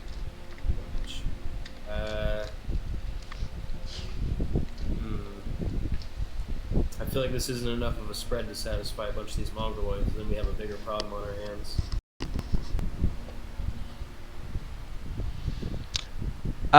Okay, hold for just a moment. Over up here, Taliesin, what are you up to at the moment? You're upstairs, yeah?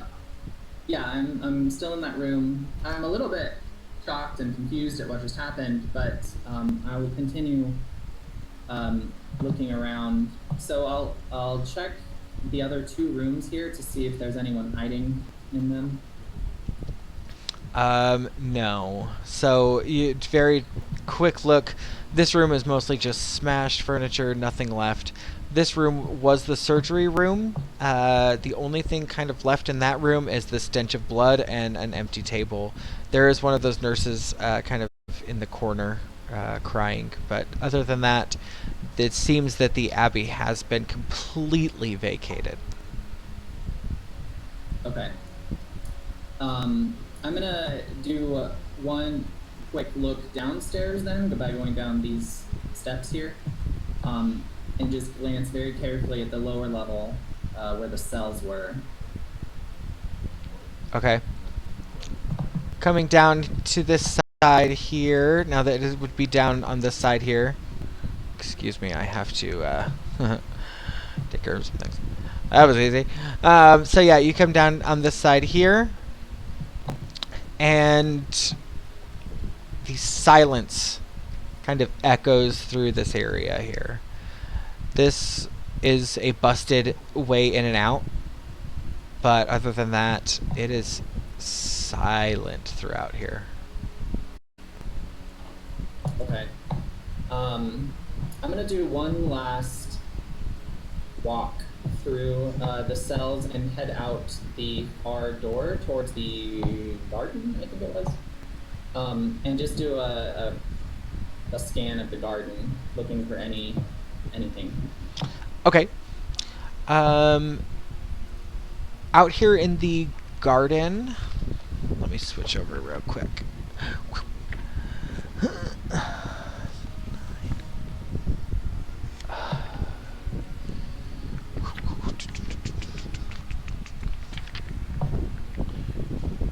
All right.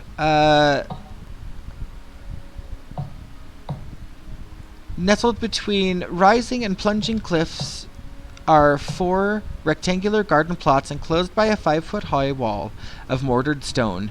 White rabbits nibble on turnip uprooted by the cold. 2 lifeless scarecrows with stuffed gullets and sackcloth heads hang from wooden crosses pounded into the cold, hard earth.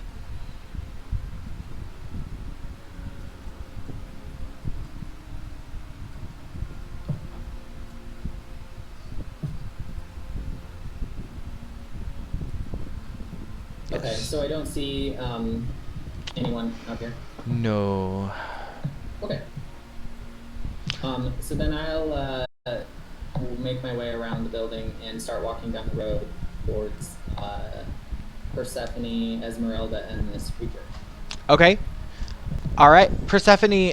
To your relief, you see Taliesin heading back towards you as you are cleaning off your blade. Esmeralda, seemingly a little bit more warm towards you. She looks over and sees Taliesin coming, and she looks to you, and she whispers to you. She says, Persephone, is everything going to be alright? And she kind of flicks her eyes just real quick towards Taliesin.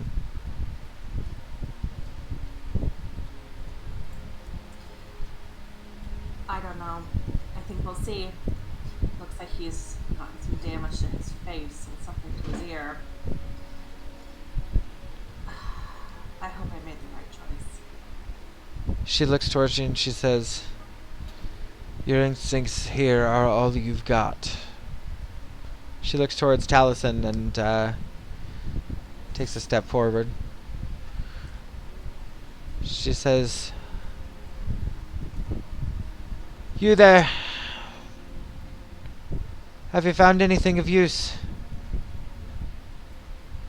Unfortunately not. I noticed that the locks in the courtyard were released magically, as if by a knock spell. So I went searching the grounds to see if there was anyone around that could do that, but I didn't find any sign of anything, really, other than the nurses in the building. I thought I might have sensed that. I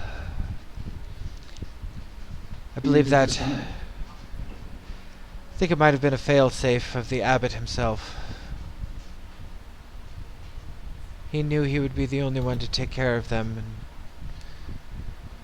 I think he knew that if he died, they'd be trapped here. The abbot was a devilish man, an evil man, but I don't think he meant nearly as much harm as he caused.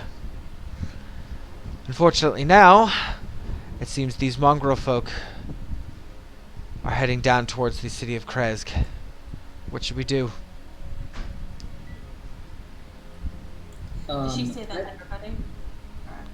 Yeah, Persephone, you're right. You're right behind her. She just kind of stepped, kind of in between you guys, but still keeping it very open to the two of you. I look around and listen to see if I can hear anything coming from the Kresk. Yeah, screaming. Almost Okay, immediately, so the second you start listening out, it's the hootin' and hollerin' of a menagerie of monsters and the village of humans that you left behind. we should get down there then. Yes, hopefully with your help, since you had disappeared. But I hope to break you and make you bend to the will of the good. I Jesus. expect you.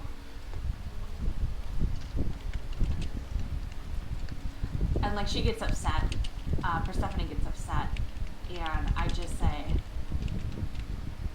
I'm not, if my decision is wrong, Oh, thank you. and I have not purged you for your evilness, and I fail for my deity, I do it not for you, but I do it for the people. Taliesin looks at you a little bit coldly, and he holds his hand out, and his shadow starts to kind of ripple around him. And he says with this dark voice, Persephone, you cannot demand what I do. I am doing good. We strike out the evil undead from this world, and my eyes are glowing black as I say this. This shadow is glowing from it. And you can see the frostbites just growing up my arm. I will do as I must to rid the world of the undead and to preserve the natural order of life. You cannot stand in my way. So promise me this. And then the shadows kind of recede a little bit. Promise me that you will not resurrect anyone or anything ever. Because if you do, I will have to strike them down like I did the Burgomaster's son. Well, luckily I don't have that power. And I think for a second, and I turn to Taliesin, and I'm like, okay, well, if the abbot, what is supposed to be a holy and pious diva, can do evil, then I hope the near evilness can do good. And I just turn to walk away, and I leave them to inspect Irina and Ismark. Persephone, as you begin to cross the field here, I need you to roll a Constitution check for me.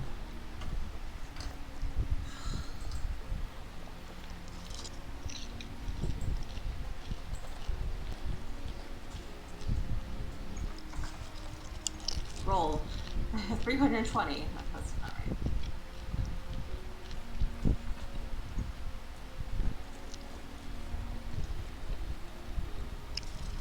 Oh. Natural 1. All right. Taliesin and Esmeralda keeping out of this the best she can. Quite professionally, actually. You can tell that you guys are probably not the first adventurers to come along and give her gruff.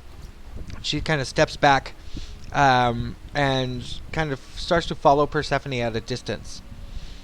Persephone, you fall to your knees. Your holy symbol burning. Where do you keep your holy symbol?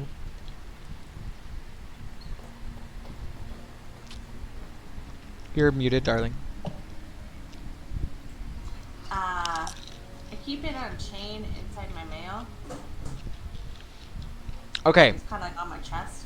It is burning white hot.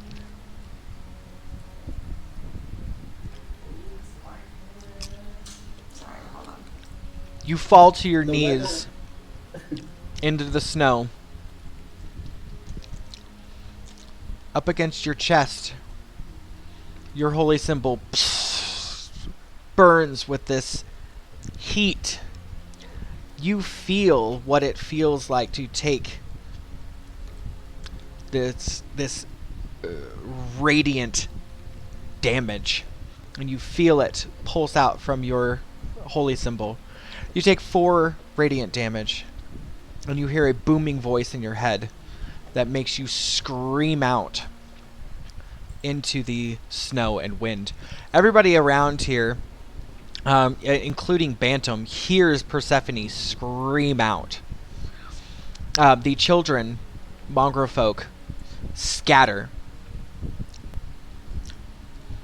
These ones over here that are kind of doing this weird chant, they continue to do what they're doing. Persephone, you pull your holy symbol out and drop it onto the ground, and it sizzles in the snow in front of you, and you feel quite shaken up. Esmeralda runs to your side, as does Irina. Irina kneels down next to you. Make another Constitution check for me.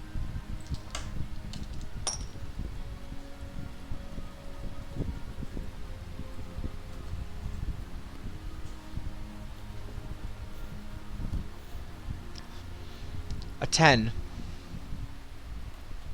As you look up, you see the face of Irina, and she has her eyes deep, dark, black, just like Taliesin, and it scares you. Make an unarmed attack against Irina. How does that work? It's your D20 plus Oh, your strength okay. modifier, I believe. Yeah.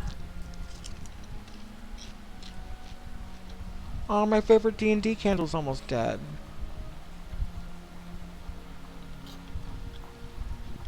Okay. Go ahead and roll your damage. Or what is your damage for an unarmed strike? I think it's face. I think it's only 4. Okay. Oh, so I do what, like D4? No, Is that it's how just that 4 flat damage, right? works? Oh, okay. Yeah. Yeah. You look up, and you clock Irina across the face. Closed fist. And she takes a step back. And you just... immediately, like, her eyes just go back to normal. And she looks at you, and she says, Persephone, what the fuck is going on with you? And Ismark runs up like, whoa, whoa, whoa, whoa. Taliesin, you saw that. Everybody here saw that. Except for Bantam? Bantam. Yeah, Bantam's overdoing his thing. And Heximer is still inside here. Yeah, I was going to say, I'm keeping safe distance because I don't want to aggravate the situation by being any closer. I'm on my knees and I have the holy symbol before me, and I'm kind of shaking and just torn for the first time since pretty much being taken in by my master of the sword, like the paladin that took me in. And I assume if I try to touch the holy symbol, I'll be burned again, right? I mean, it's still kind of smoldering in the snow in front of you. You could try to pick it up.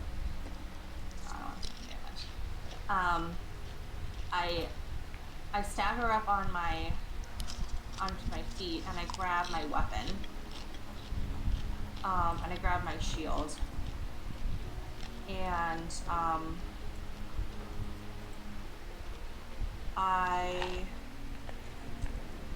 let's see here. I touch my chest and I cast Cure Wounds. So let me just do that real quick.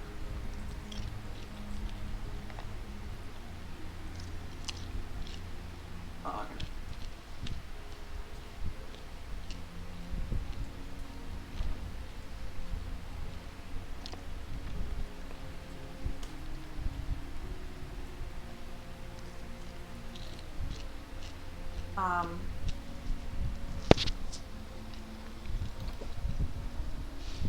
As you cast Cure Wounds on yourself, roll another Constitution check as well.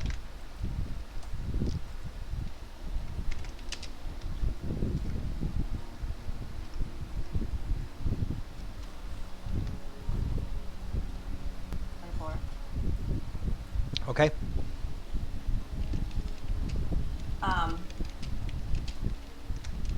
I take a deep breath and look up, and I turn around, and I raise my weapon to Taliesin, and I tell him, just as your patron bids you to do your job, I am forced to cleanse you through mine. Can I take a running start? I'd like to start running towards him. You like to start running towards Taliesin? Yeah. Okay. Would it be terribly awful of me to ask for a quick break before we continue Sure. forward? That's fine. Okay. Persephone. Terribly awful. Yeah, that nat 1 really hurt. It's good. I mean, That's good. it's so good. I love it. It's awful. yeah, God, you guys are really back and forth here.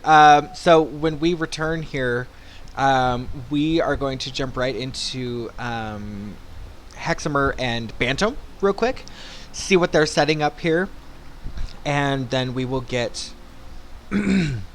right into everything else. But let's take a quick break real quick. Does anybody have any hard outs tonight?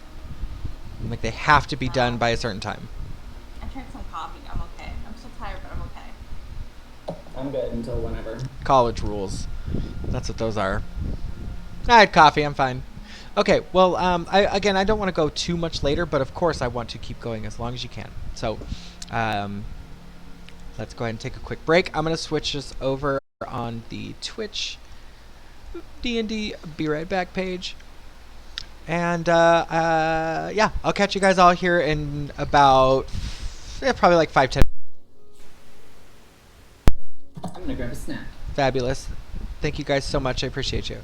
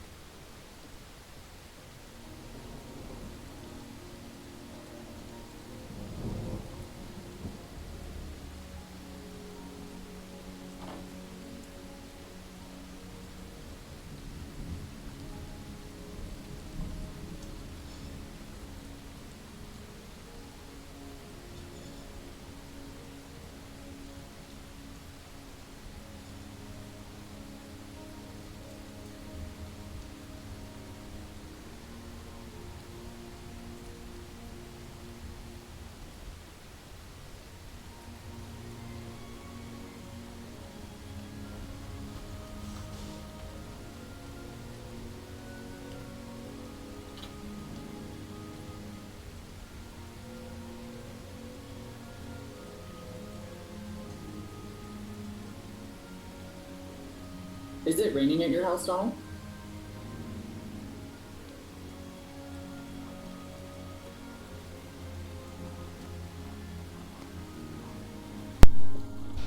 Can you hear me? Yeah. Did you hear me? I have no idea. That's a good question. Hey, is it raining?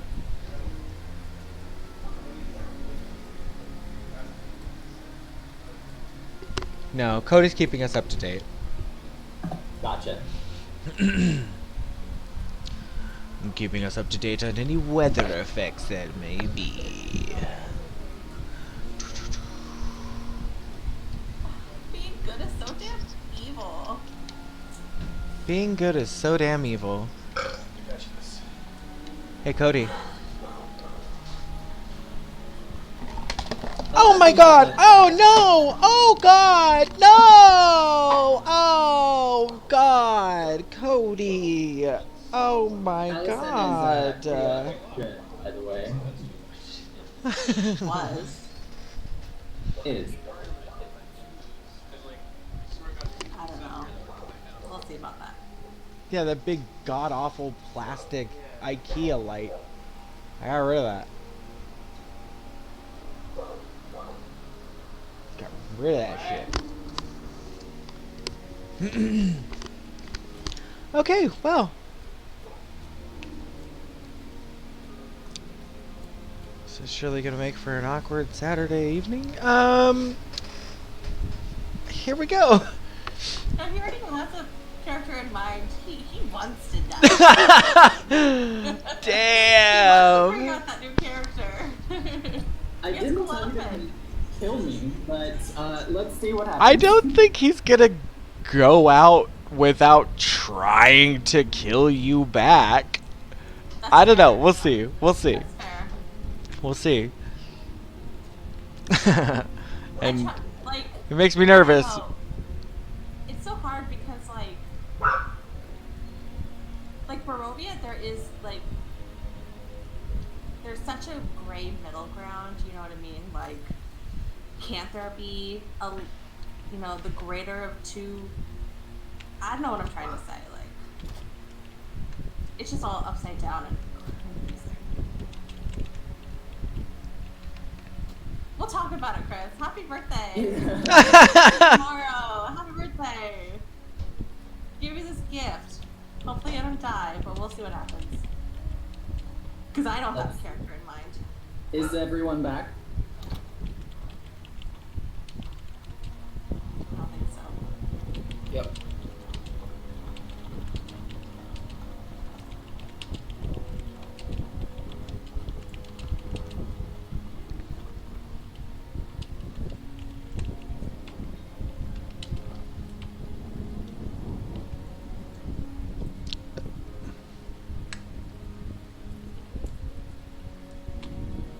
Okay. For those of you watching the stream, I'm going to send out a couple whispers to a couple of my players here.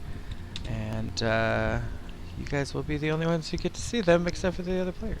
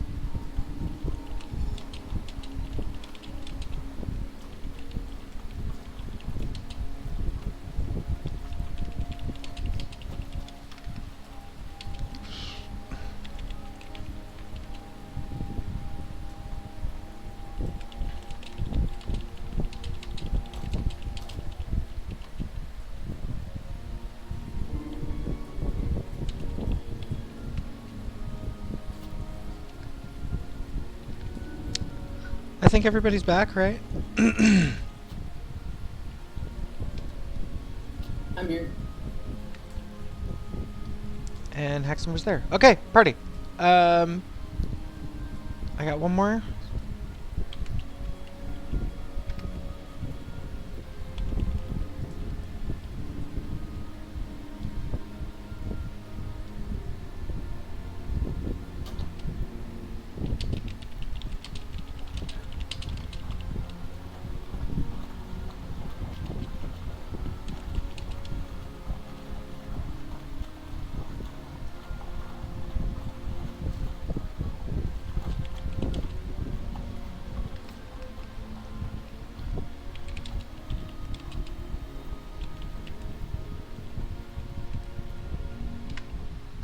Fabulous.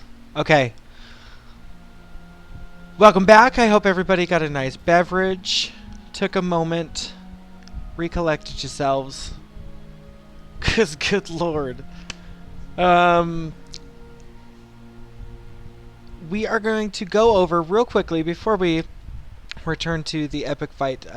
We need to talk a couple things out over here with Bantam. Bantam, you are at the gate, and these mongrel folk now have been kind of still clawing at the gate, and a couple of them, the wall crawlers, if you will, have gotten over the wall and have started to kind of pick away, kind of pick at your belongings and kind of push you around. Make a nature check for me.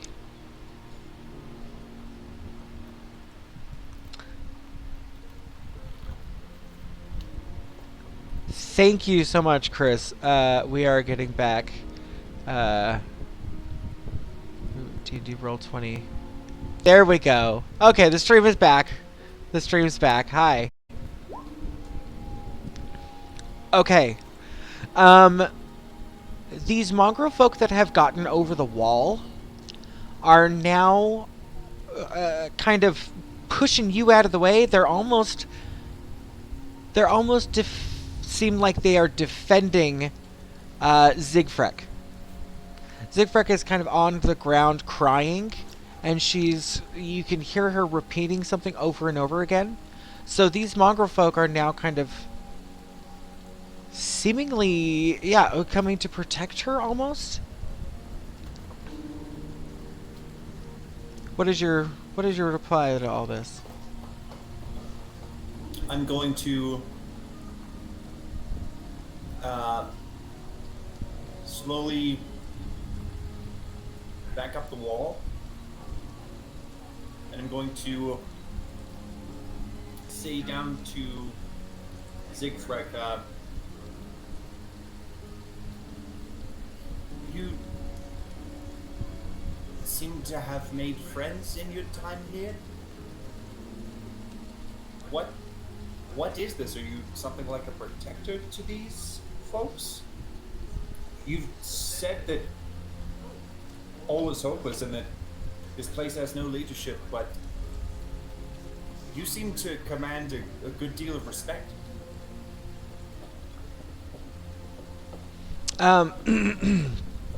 Zigfrek looks up and she says, I am just one of them. I have no way to feed everyone. I have no way to shelter everyone. And they've all just ran down the hill. Surely the people of Kresk will slaughter them. As she begins to cry again. Zigfrek, I think there's no shortage of space at the Abbey. And I think I've got an idea to bring them back, so I think if you can do what you can, if your emotions permit, to calm the folks down here while we tried to bring them back to the Abbey to safety. But the way that you depended on the Abbot, the way everyone depended on the Abbot, I think they look to you the same way. So if you can do what you can to calm their emotions, we can come up with a plan to smooth things out here. Sorry, the kitten came up to the dog. Kitten pissing off one of the dogs. That's not anything new. Little shithead. Okay.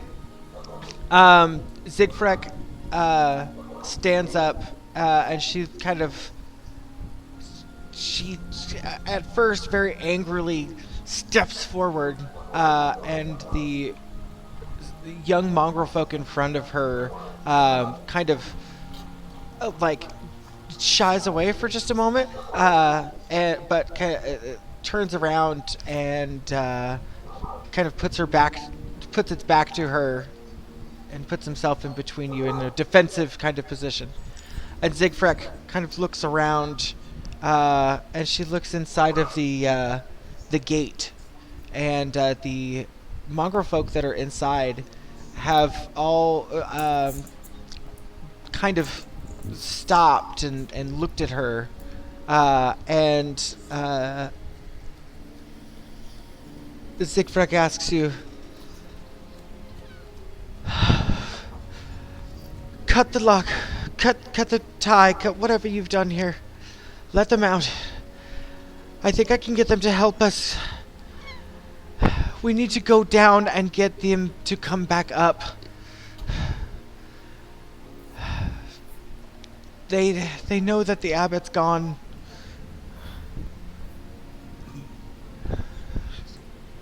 Okay. I'm gonna climb down and I'm gonna kind of shoulder my way through these guys, and I'm gonna cut the leather open. Okay. And I'm gonna say, Siegfried, I'm putting a lot of trust on you, and if you go down to the town and you join whatever Otto's plans are, that would put us in a very awkward position. And Otto...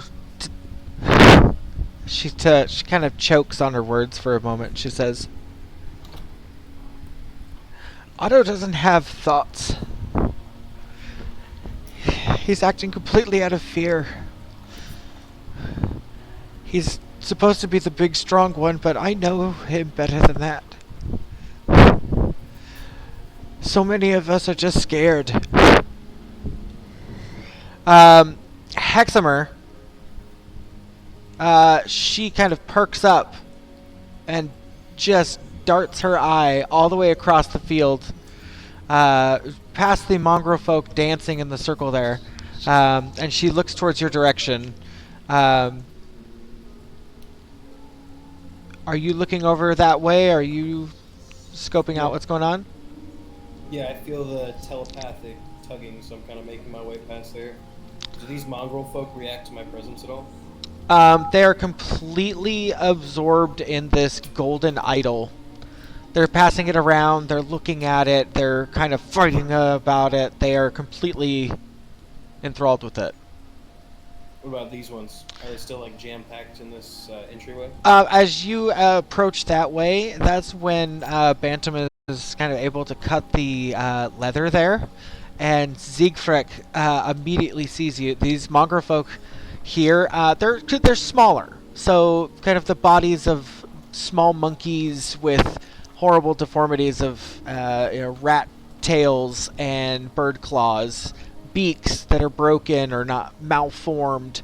There's all manner of them, but as you approach, really the only reaction you get from some of the smaller ones is kind of a little bit of a unsure shrug away from you, but you can tell that they are very kind of occupied on Siegfried at the moment. As she kind of, you see this weird twinkle in her eye, and you have this telepathic connection with her right now, where when she looks at you, there's something kind of different about her, where there's almost like a maturity. You feel it in her, where it's like, you can't quite put your finger on it, but there's something about her that makes you just think, we have to help. Like, it looks like she's rallying up a little group and she needs your help. Okay. If these monsters will let me pass, I will push through them and out the open gate. So Oh, yeah. I'm gonna go. They'll dip right past you. Without a further moment, you see Siegfried. Her hood has kind of slipped back almost, and you start to see these scales as she kind of realizes. She tucks it back up and pushes in front of you. The mongrel folk, her, and the group are able to see the kind of small fires starting to break out into the town below. You start to hear the screaming, you hear weapons clashing, and the longer it takes you to kind of get down the hill, the more you see Siegfried kind of putting a little more pep in her step, and you see the other mongrel folk kind of helping each other along. Some of them so malformed that it's almost hard for them to even keep up with the group. But as you head down the hill, you hear in the air above you these screams of Persephone. Persephone, Taliesin, as you turn towards each other, Esmeralda takes a step back up against the wall. Irina reaches out and doesn't know what to say. She doesn't know what's happening. Persephone, you were the one that said that you would like to start charging forward.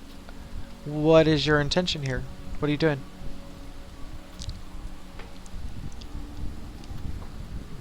Sorry. I want to cast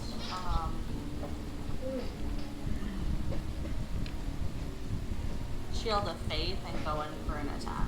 Or Shield of Faith, I guess, because I'm going to do one So you're casting Shield of Faith? on myself. Okay. Just real quick, what does Shield of Faith do? Oh, it's a bonus action, by the way. So Okay, that's fine. A shimmering field appears and surrounds a creature of your choice within range, granting +2 bonus to AC for the duration. Okay, so I would say you'd be able to do the bonus action, and so you are walking towards him, correct?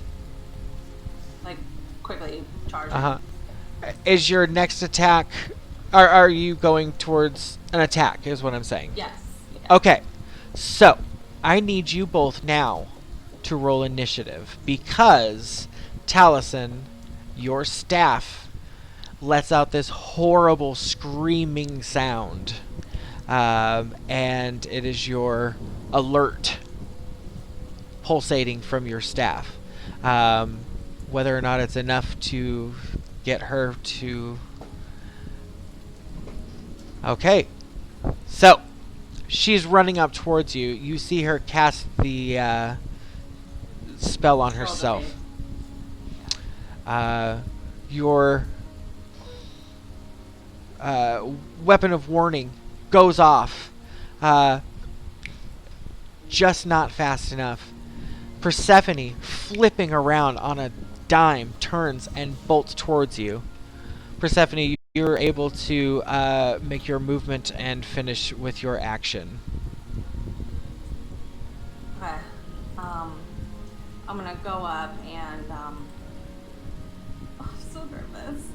I'm gonna do my my extra attack, so attack twice with my longsword. Make your first attack. Okay.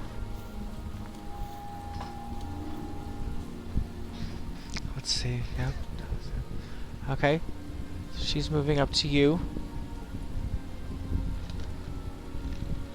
Taliesin, what is your AC? Your AC 16, correct? 14. 14. Okay. That's like a So, one. first attack does not hit.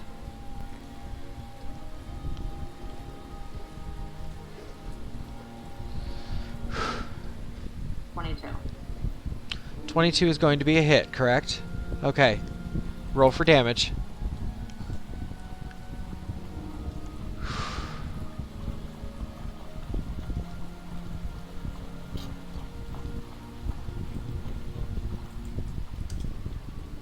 Damage. Okay. Taliesin, you take 8 damage as her charge up towards you. Her first attack. Just missing. But comes up to hit you into the jaw with the back of her fist. It is your action. It's your go. Taliesin cries out, Persephone, what are you doing? I shout out to him. He was just a child, an innocent. By Helm's command, as a protector of children and all people, there will be justice. I did not kill him. I just returned him to the afterlife. And I assure you, he felt no pain. I saw the aftermath of what his neck looked like. That was not clean. That was not humane. He is dead. Taliesin kind of looks up with a little bit of resolve and up at Persephone. He says, I'll have you know that I did that to leave the trail off of me. But if this is what you're going to do and attack me, then I have no choice but to defend myself. And so I'm going to pull out my glaive, my conjured glaive, and retaliate. Okay. Make your attack roll.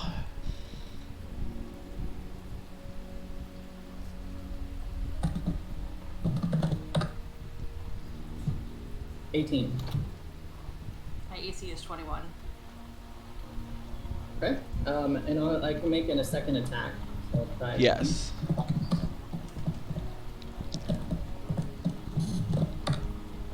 $11. 11 does not hit. All I can do, so. Yeah. Okay. Taliesin pulls out his glaive, makes 2 attacks towards Persephone. The first one smashing up against her arm, but that armor is enough to kind of send the spear wiggling back. The second attack glinting off of her armor again. She steps towards you with holy resolve. Persephone, it is your turn. I will attack again. My double attack. Can I climb up on the wall? Because I heard Persephone scream. And I would definitely want to check that out. I'd like to use inspiration to change that hit. Yeah, you do. Okay. Bantam, yes, go ahead and roll acrobatics check for me, because the wall is quite shambled and covered in snow. See how long it takes for you to get up there and notice. So 21 for that hit. 21 does hit, 14. I believe. Okay, 14. Okay, Bantam is making his way up the wall, and I would say just now as you hit him is when Bantam sees you. Now this is your first attack against him, correct? Yes. I had already. Yeah, this is my first attack of the second round. Okay. Oh, okay. So 21 does hit, correct? Go ahead and roll your damage.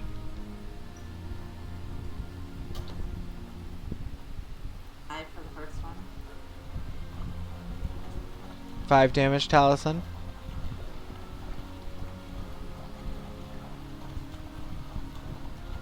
And And 9 for doesn't do anything. okay, you go for another good uppercut and you hit air. Taliesin, eyes beaming at you. You hear Irina. She hollers out, "Persephone, Taliesin, what the fuck?" Ismark pulls her back. Bantam, you see the two of them fighting, but you cannot hear anything being said. There is a little bit of kind of a flurry going about here on the top of the mountain. That's okay. I'm going to drop them off the wall, and I'm going to use my whole turn to dash and get about right here. Okay. Let me ask real quick. Heximer, are you staying with the group down with Zigfrek? Yep. Okay. Go ahead, Bantam. Thank you. And I'm going to yell, just stop, what are you doing? There's so much more at stake right now than what you two are fighting about. And I'm going to, that's all I get out. I'm clutching my sides. I have tiny little legs, so I can't really make it that far. Okay. Yeah. So yeah, you're making it through very slowly. These mongrel folk over here have almost kind of started just huddling together around this golden idol, and you can see the ones on the outside are shivering cold. They're kind of just slowly getting this dusting of flurry all about them, but they are staying there. Ismark turns towards you as you run up to them. I believe it's Taliesin's turn, correct? Taliesin. Yep. It's your go. After taking the other blow to the jaw, Persephone, do you not remember when we met just outside of Daggerford? We fought against that witch in the swamp.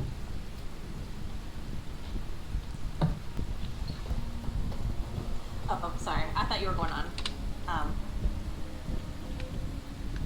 Yes, I remember. And what of it? I'm trying to remind you of who I am. I haven't changed. You know me. You've known me longer than anyone here.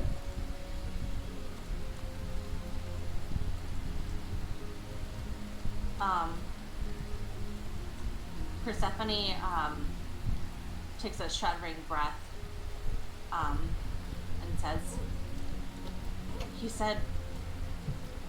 what he said was true. You are just like the men who killed my brother. To take an innocent life. And like Persephone kind of doesn't disassociate, but definitely takes on or like recounts horrors, and the face just kind of shudders, and takes like a staggering step, and then a cleansing breath, and I tell Taliesin, for all it's worth, I'm sorry. But justice has to prevail. I look at Persephone with a sad look out his eyes. You're right, the child was innocent, but it was not my doing that killed him. And then I take another swipe at Persephone. Make your attack roll. 27. 27 hits.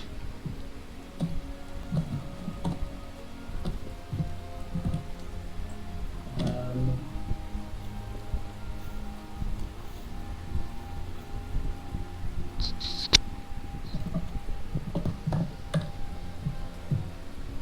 seven damage. Slashing. Yeah, slashing damage. 7 slashing damage, Persephone. And then I have one more attack with my blade. Okay. So attempt to hit. 24. 24 beats 21, yes.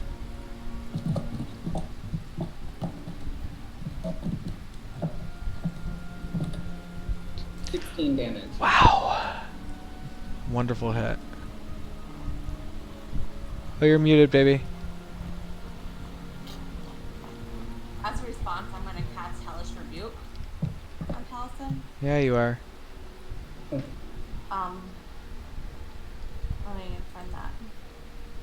And that is, it has to be 2nd level. So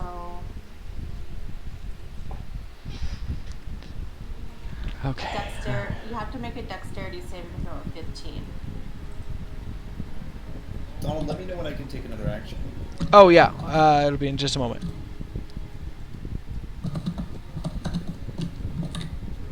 3. Okay, let me find that.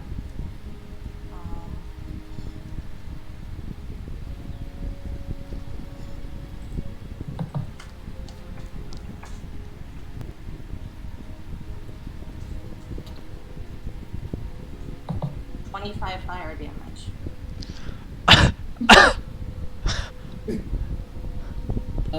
So, let me send something to Donald real quick. What? You guys, these rolls are getting insane. Okay, hold on.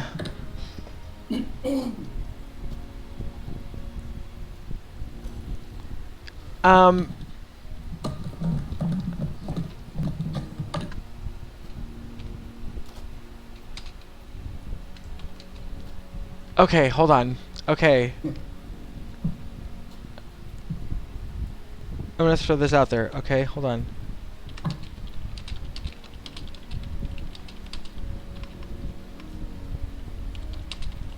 Sorry, pause for a moment.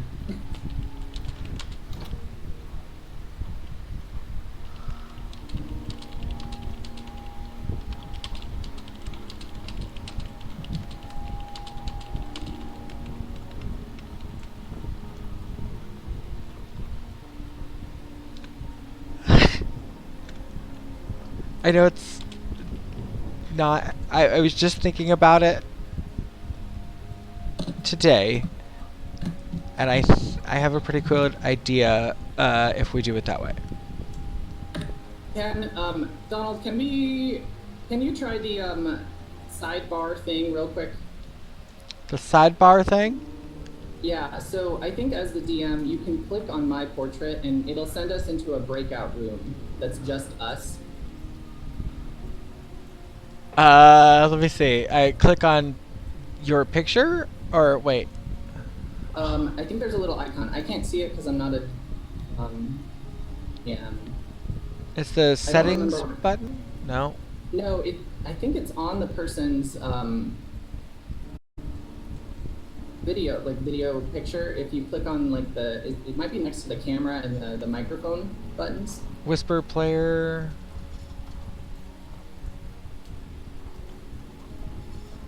Let me, oh, yeah, that's it. Okay, so they can't see or hear us? I don't think so. You guys can't see or hear us, can you? What But did I- Cole say? But you. Okay, so you can't hear us. Okay, fabulous. Okay, go ahead and speak to me real quick.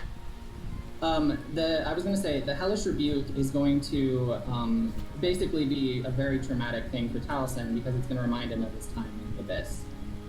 And it knocks me unconscious, so. Yes.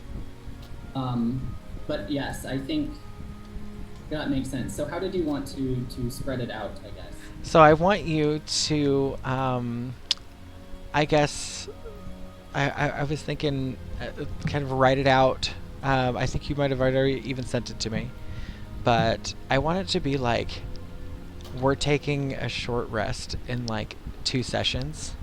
And all of a sudden, like, she gets half a night's rest because she dreams about a part of your story that you have, and so she kind of reveals it throughout this dream that she keeps having. That way, it's not like, oh, okay, Taliesin's dead. Here's the whole entire story right now, like a info dump, because we have this whole other thing happening at the moment. I would love to take that and be like, oh shit, Taliesin's dead, and then I want it to be like 2 sessions from now. I want it to be like, hey, I'm gonna serve you up some fresh. Remember this? Oh yeah. And then 6 sessions from now, we still have this like haunting thing following through, and I think it'll make it more impactful. Because I think they're gonna expect to see you again at some point, and Barovia, who knows? We'll figure it out. But I think it'd be great if, like, right now it was just like, boom, dead. Yeah. Nothing. Just. Oh, so what I was thinking, just as a glimpse, was the hellish rebuke causes Taliesin to kind of recoil. And his magic explodes out of him as he dies, and you see this form of the young Taliesin being approached by a demon, and that's it. Is that too much? No, I think that's perfect. Okay, so shall we enter back? Yeah. Okay, I'll let you. I'll let her describe what she does to you, and then I'll let you describe how you do it. Okay. Ladies and gentlemen, we are back. Can you hear us? I think Janelle stepped away for a moment, but we definitely need her. Yeah. Okay, guys. My heart is fluttering right now. Oh, I feel like I'm honest to God. I feel like I'm gonna throw up. Janelle, Janelle. No. Janelle. 'Twas the worst time to take a pee. I caused it. I mean, I'm the one who said pause. I mean, she caused it, really. I don't want to hear any blame from any of you. I don't want to hear shit. You're all grounded. Nice grounding.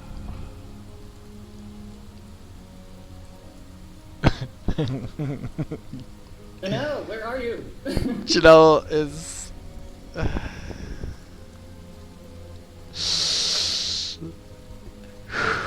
I think Janelle's crying in the corner. She's like, Jake, I don't know what to do. Girl, it's okay. Let's do it. We got a fucking Kill Bill style fight going on out here. Seriously. Okay, sorry, I had to stress talk to Jake. I told you. What did I tell you? I said she turned around and she said, Jake, what do I do? Yeah. I said, I hit him for 25 damage and he's burnt to a crisp. I don't know if that happened, but we'll see what happens. So. All right. So, Persephone, tell us how you do it.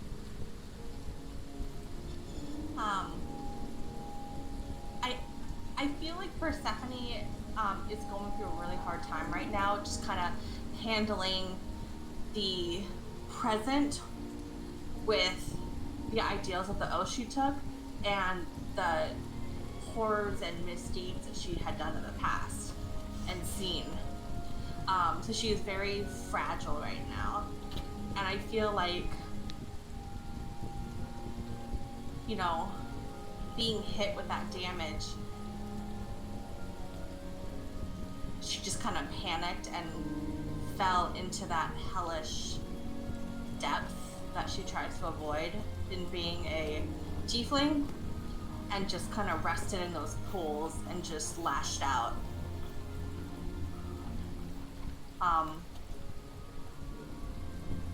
And I don't know what hellish rebuke looks like. Oh, I point my finger, I guess. It's what it says. I point my finger and then something happens. I mean, it's, you know, I'm fine with flavor. If you want to have this hellish rebuke rip out of your sword, you know, your sword turns into a, you know, has a red swipe behind it, or something like that. Whatever you want to do. I didn't want it to be a swipe. I want it to be an impaling. Okay. Through the stomach, so we can have some dialogue at the end. I want to talk to him as he dies, if that's allowed, or is he just dead? As you plunge the sword through Talison's stomach, the blood splatters out behind it. Bantam, you were very close. You were kind of one turn away from getting there. You managed to make it past Ismark. But this kind of flurry of snow and the difficult terrain, you just weren't able to make it. And you see Persephone sink the sword into Taliesin. Taliesin, you have a last word. What do you do? Persephone, as the sword pierces me, you see this look of horror in my eyes. But it's not because of the sword. You see that I'm looking straight at you, terrified. The blood that's dripping out of me and coming through my back is steeped with shadow, and you see that it's falling like rain. And you see that my illusion magic, which you've seen before, this purple mist and vapors that come out, are kind of seeping out of every pore of my body. They're coming out of my eyes. As the shadows and my frostbite and everything is just kind of pouring out of me. And you notice that the shadows on the ground start to expand. And they take up the entire field of view, and everyone in the area just sees this dark shadow. And you see my body go limp. And behind me, out of the shadow, stands what looks like a young version of Taliesin. You recognize the golden orange hair, the brown orangish eyes that glow. But he looks a lot younger. He's crying. You can tell that there's this pained look on his face. He looks up at you. Coming? And then from you, you see this reddish, purplish being come out from where you were standing, and it's made with my illusion magic and the shadow. And it's this gaunt figure that's tall and is wielding a spear. It reaches its hand out to the young Taliesin, and the shadows evaporate. And my body falls limp from the sword.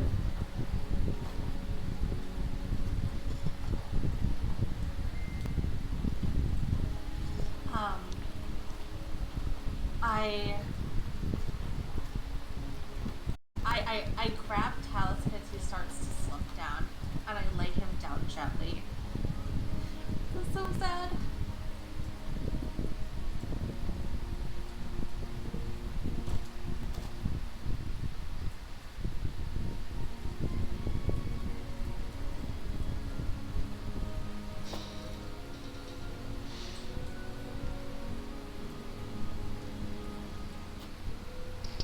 I just tell him I'm sorry.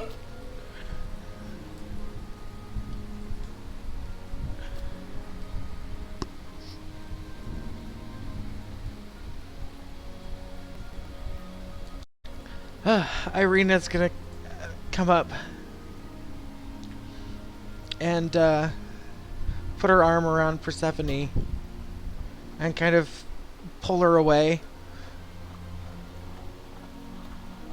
And just kind of pulls Persephone towards her, and kind of in a embrace. And Ismark heads over.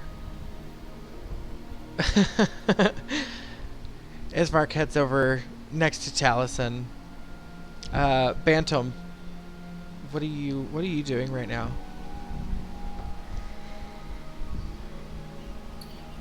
I want to walk up slowly, and there's a whole bunch of black liquid just like pouring out of my eyes, and I'm gonna say in a very shaky voice, Persephone, Helm is the god of protection, and there's a town being torn apart beneath us. And you think this single person would take precedence over the town?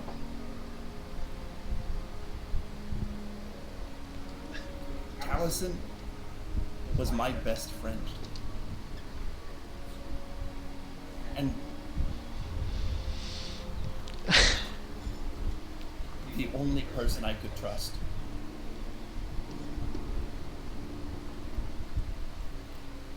And I think he will be for a very long time. And as long as I live and breathe, I don't think I can come to trust you.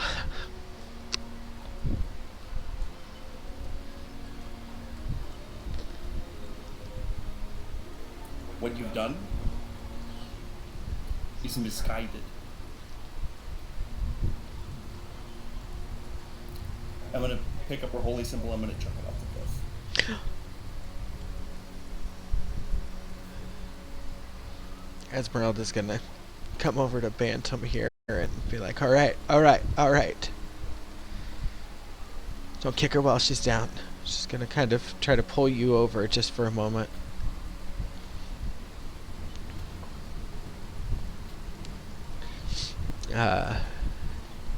Ismark is gonna carry Taliesin over to the side here.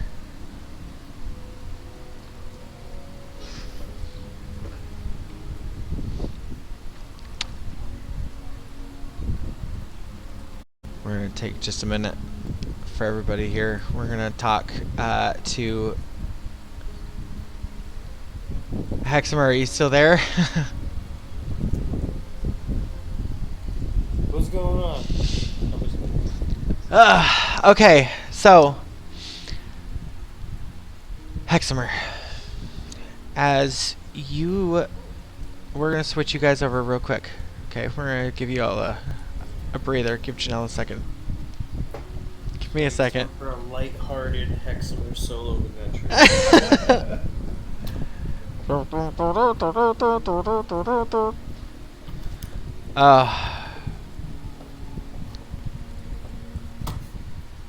Alright. So, you have to excuse me, I didn't have this map exactly prepared just yet with the mongrel folk pieces and things. But, as you venture down with Zigfrek, Heximer, looking down the kind of chaos dipping in and out of the thick trees and brush, and since you guys are coming down from such a higher angle, it's just chaos. People dipping in and out. You see children crying and being swooped up, and you can't tell if it's by who or what. As you guys get to the bottom of the trail here, okay, you guys get to about this area. You can see the Burgomaster and the Baroness are on the trail. They're on the path there. And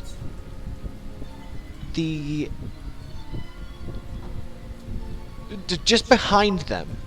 Oh, Bantam, could you mute him? I guess I'm echoing off of you. Sorry. That's okay.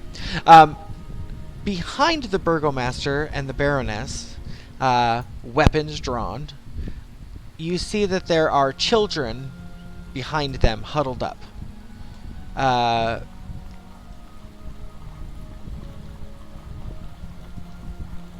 Okay, what would you like to do, Heximer? Zigfrek kind of looks to you with this worried look, like, oh, like I don't know what to do here. Help me. Oh, Jesus. Just kind of a worried look. Where are we? Right at the base of the trail here, just into the entrance of the city down below. And you said I see the Burgomaster with a bunch of children huddled behind him? Yes, the Burgomaster and the Baroness. They're just a little bit down the ways from their house, but they're basically like right tucked away in this little spot right there. Okay. I'm gonna turn to Siegfried, and I'm gonna say I think our only chance of rallying them all to one place is by using the dinner bell, but there's not enough of a feast there to keep them occupied. Exactly right. Oh, well, the first thing we need to do is calm everybody down. Some of these mongrel folk, I'm not gonna lie, they are violent, and they will probably need to be put down by force, but most of them are just scared and hungry.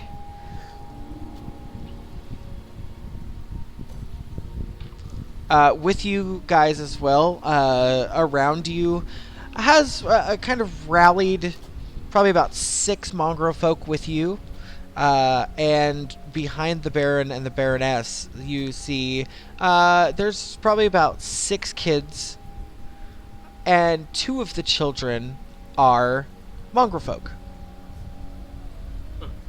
They're very clearly terribly deformed children, but they are still being huddled in with the other kids. They don't. Yeah, they're not separated. They're just huddled all together, and the kids aren't scared of them. Interesting. Okay, I'm gonna turn back to Siegfried and say, do you think we could rally any mongrel folk who are able and kind of quell the violent ones? Of course. Okay, so I guess let's move through the town. See if we can rally any mongrel folk to the path of reason. We'll figure out how to feed them here in a minute. Yes. We gotta stop them from damaging this town. Okay, so I would say at this point here, what we can do is, as you are going about the town here,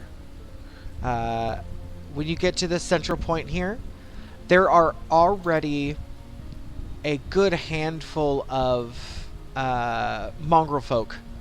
On the larger end, very kind of grotesque, the elephant bits and, rhinoceros hooves, very big, strong mongrel folk, very deformed as they are, have already kind of started to calm down the other mongrel folk. So you're starting to see little pockets of, tucked away in the trees. There's like a 2 or 3 mongrel folk kind of hiding themselves away, holding on to like a big pumpkin, and just eating away at livestock and eating away at fruit and whatever food they can get on.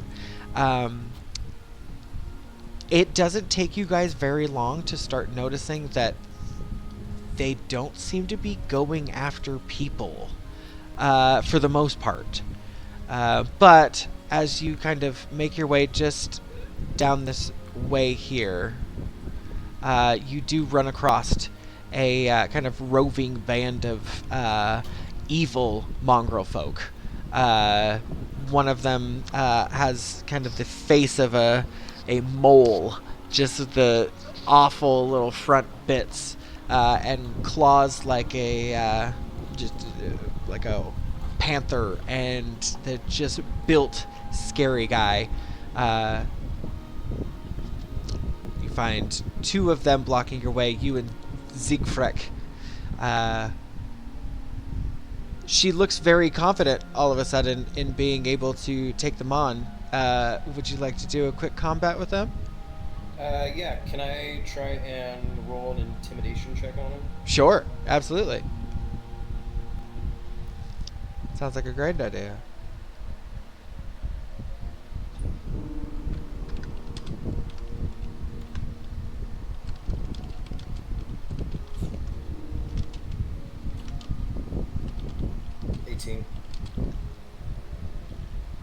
Okay. So, the intimidation. What do you do for your intimidation check? Oh, I use prestidigitation to kind of do like a little explosion.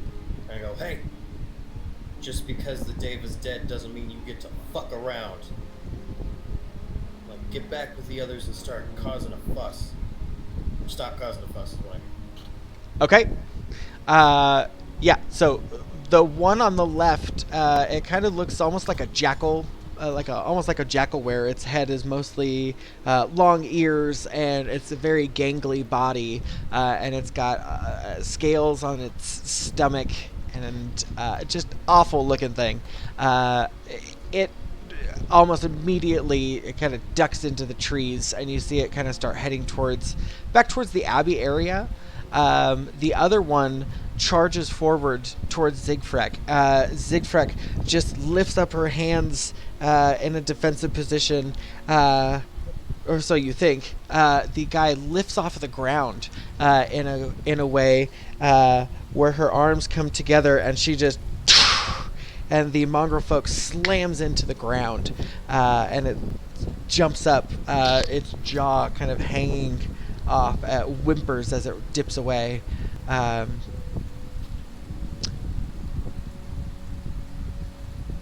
Yeah. As you guys kind of make it to this other side here, you notice that things are starting to calm down.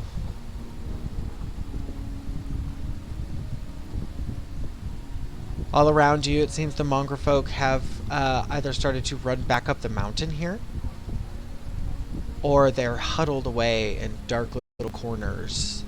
You even see the family over here that Yoogan spent the night with, the woman that had 6 daughters. You even see her and the 6 daughters helping take care of some of the less fortunate of the mongrel folk, the ones that were kind of mistreated. Yeah, it seems even the most ferocious of these mongrel folk have given in to the fear of Barovia. I would like to sweep the town once more, just kind of like push all the mongrel folk into one area before I go and talk to the burgomaster. Yes. Okay. The make a investigation check for me. Make it with advantage because Siegfried is helping you. And every once in a while, as you're walking past, kind of chittering or chattering of the mongrel folk, you kind of see her look over, and she hides it from you so well, but you see her kind of give a little crack of a smile, and it seems to calm down these small groups of mongrel folk.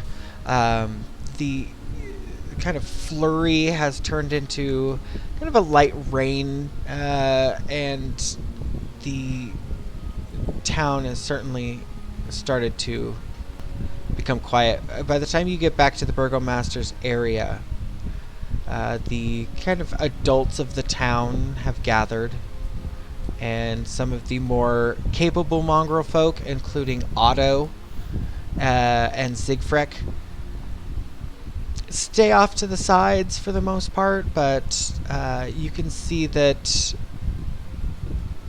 the Baron and the Baroness are still tending to the children.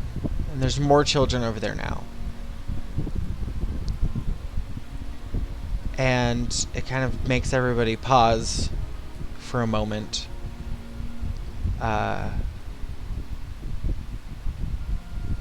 It looks like they feel really happy to be taking care of these children that need them. Nice. So there's I will make my way to the Burgomaster. okay. Okay. So yeah, everybody's kind of met down in this little area here. The Burgomaster, I don't know where I've set his icon. I assume he's there. Yeah, he's there. What would you like to... Are you approaching him? Yes. Okay. I'm kind of speaking to him. Said hello. I know we didn't give quite the proper introduction. I am Heximer. The rest of the team is up there, hashing up some sort of, I don't know, internal conflict that's been brewing up for a couple of years now. We killed the abbot. Whoa. He was evil. He was in league with Strahd. He was a bad guy, or so I'm told. Oh. Taliesin came back up from nowhere. But I guess they're hashing it out up there right now. But the fact remains these mongrel folk have no food source, as apparently the David was just manifesting food out of nowhere, disobeying everything that we know about reality. So I'm wondering if your town has the capacity to maybe support some priest to, I don't know, if you have anything to contribute to keeping them alive, that way they don't come down here and ravage the town. Just need a shot at it. The Burgomaster steps forward and looks around and kind of peers out.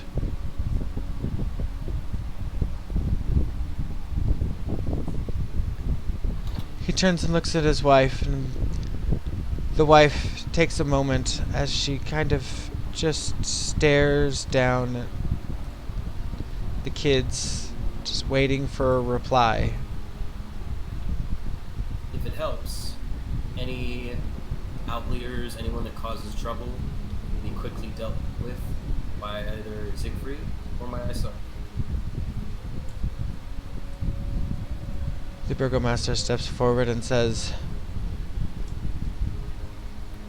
"All right, listen up.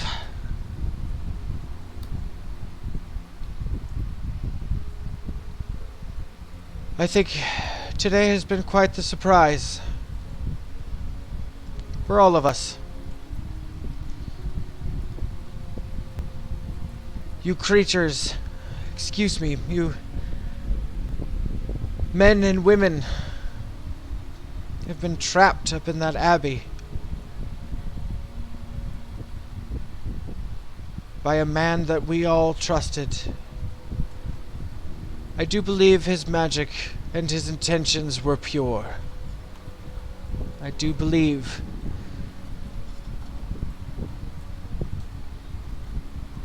that a part of me will always owe something to him to have that one last day with my son.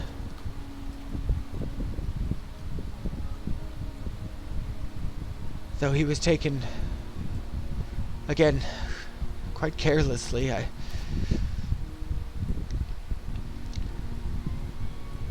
The Kresk family line ends here. Kresk is no more. Me and my wife grow tired and old and can no longer make the decisions of the peoples here. The new Kresk he steps towards Otto. And Otto has his trusty shovel with him. And he goes, "You there? What do they call you?" And Otto immediately just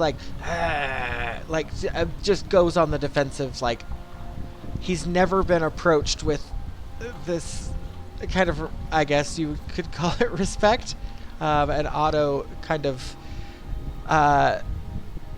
he says, "Otto,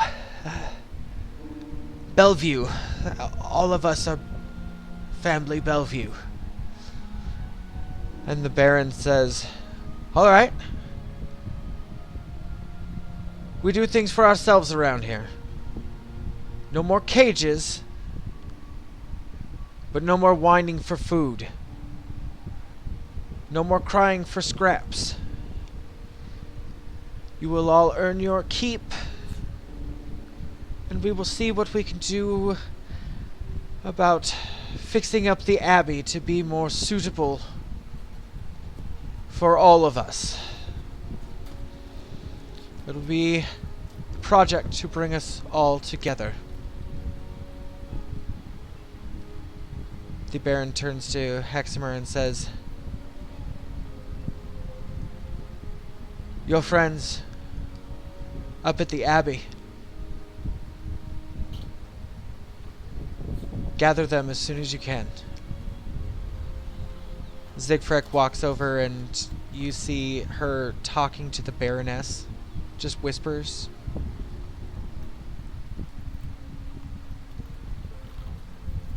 Siegfried kind of gives Heximer a little side eye, and you can see her whispering.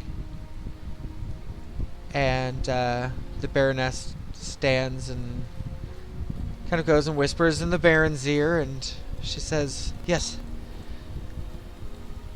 Have your group meet us at the gates as soon as possible. It's quite important." We'll see you there. Okay, so we're going to go back to See, fun and lighthearted. That was nice. this area here.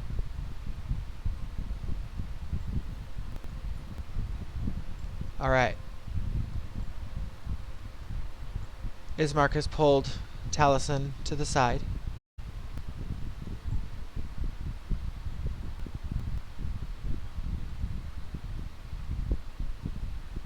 Persephone, Bantam has just kind of poured his heart out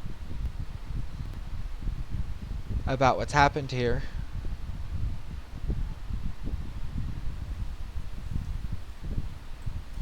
Persephone probably just kind of sits in the snow, the wet slush, just kind of knees propped up, arms on the knees, just kind of nods her head.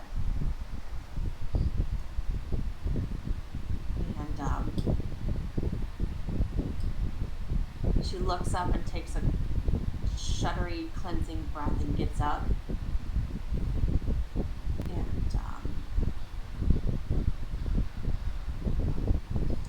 I guess Persephone walks by Bantam and just tells him, "That's fair. That's fair."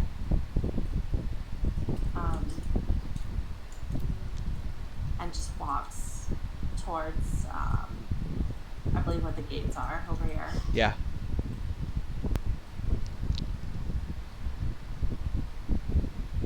Irina takes a step forward and she just says, I didn't realize the week was there, sorry. "It's fine." You just kind of walk past and she just stands and says, "Irina," she's just kind of speechless.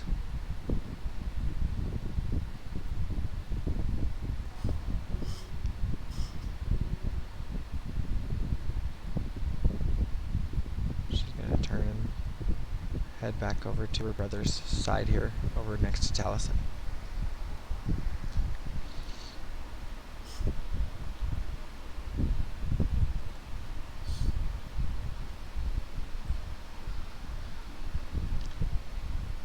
Esmeralda. She says, "Look, Bantam, I know you're upset about what's happened, but I've got a feeling we need all the help we can get down south of the town here.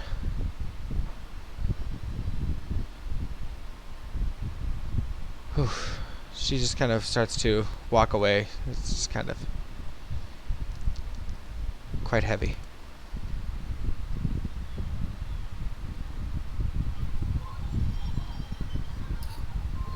I'm gonna say over my shoulder, there's work to be done here, and I'm gonna go into the Abbey and see if I can find like a cauldron. A cauldron? Yeah, or like a huge pot.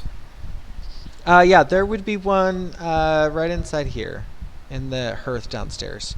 That'd be the biggest one you'd have here. Okay. I'm gonna heft it as well as I can, and roll it to the window, and then see if I can hoist it out. Okay, make a strength check.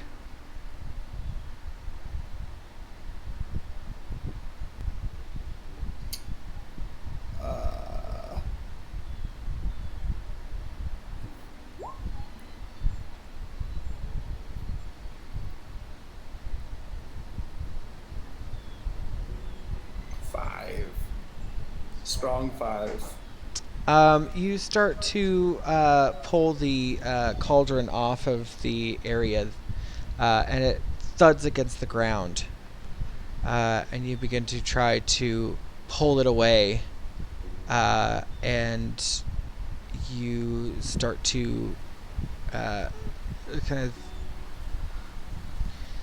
tug at the handle, but you end up falling to your knees just here. And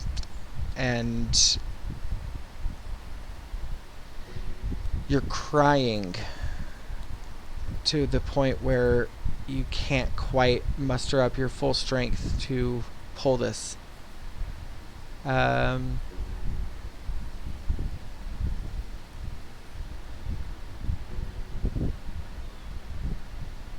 Yeah, you can try it again. Persephone? Where are you going to? I was going to, because I'm not aware of what's happening down the Abbey, right? No, Or you are basically on the assumption that it's still chaos down under there. attack. Yeah. So I'm gonna walk slowly, and then as I get closer to the gate, I'm gonna put some pep into my staff and take a jog down the Abbey way, all the way down. Okay. Bantam, what are you doing up here?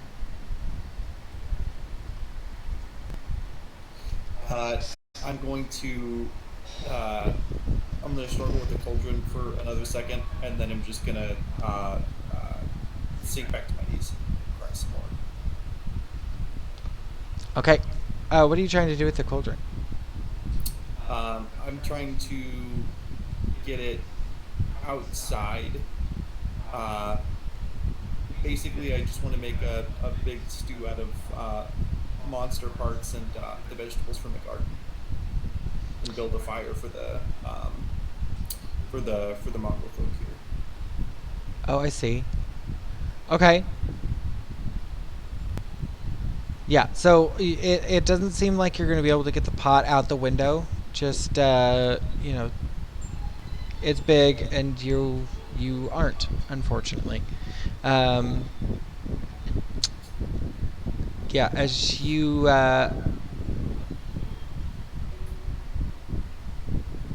start to kind of put the bits together, yeah, so you're not able to get the pot out the window here. What out the window here, you see Ismark and Irina next to Taliesin.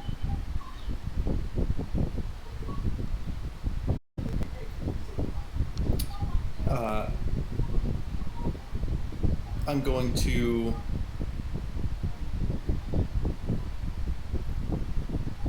take a deep breath and I'm gonna gather all the meat I can in my arms, throw it out the window, and then I'm gonna make my way outside. Okay.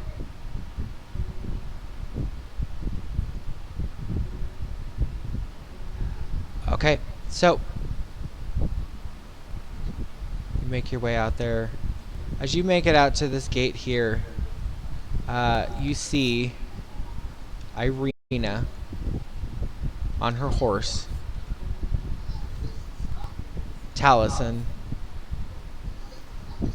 with the drape over him, hanging on the back, and Ismark holding the reins to her horse. You see them passing by this way. And as you kind of step out, it does kind of take you a minute to continue forward. But you do manage to see them kind of leave this gated area here. As you step out here, Bantam, roll a Constitution check for me.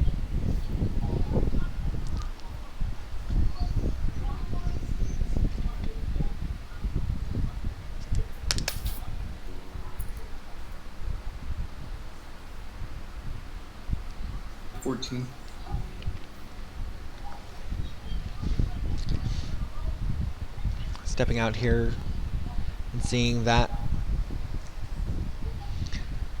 you're filled with all kinds of emotions, and you start to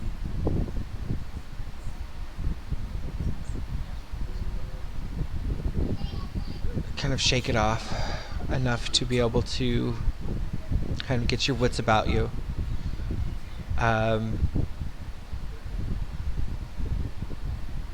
Your passive perception is enough to notice that the sounds of chaos from all around you have stopped. And for the first time since you were in your tower, you find yourself in this huge abbey, completely alone and completely silent.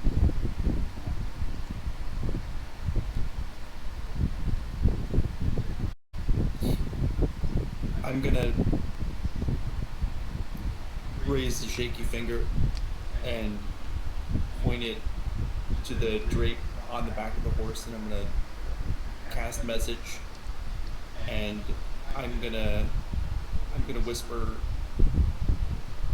goodbye.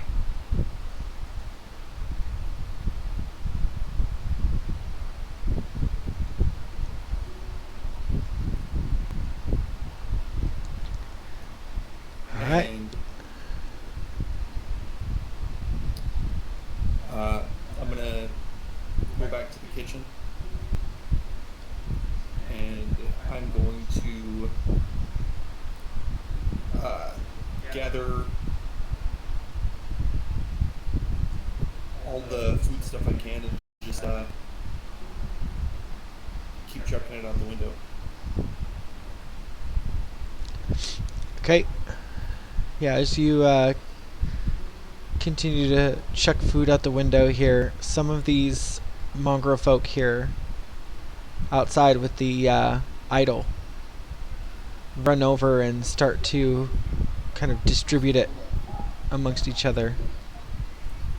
And you see they're kind of keeping close. They're not getting inside the building. They're still a little scared of you, but They've left the idol over here on the ground, unoccupied.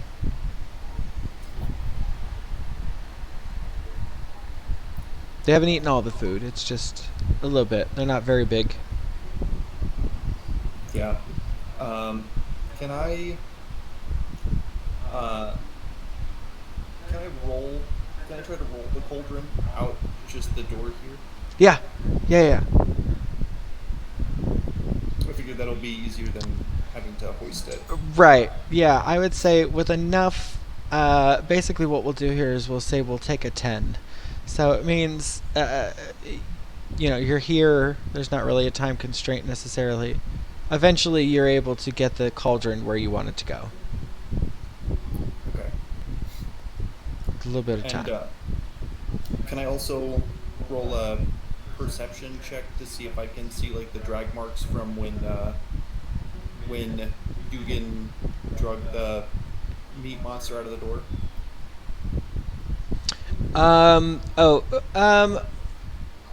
Very vaguely.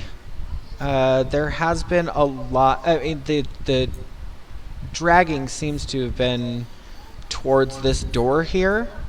The only problem is you lose the trail real fast because the mongrel folk kind of scattered, and there was quite a stampede. I would say make me a nature check,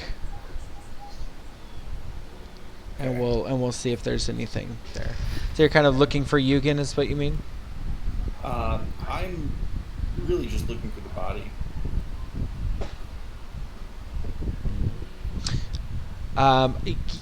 Yeah, kind of enough time has passed here where you can't quite make out exactly where he went, but he left quite distressed. There's no real sign of the body at the moment. Okay. Then I'm gonna go to the garden and I'm gonna start gathering vegetables. Okay.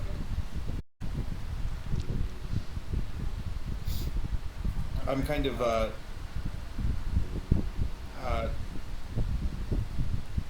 sort of reveling in this solitude, I think, at the moment. Yeah. Okay. Yeah, you have basically the whole Abbey to yourself at the moment. Back down. Here, can I? Oh, okay. We'll do this. We're gonna go back down to Kresk here.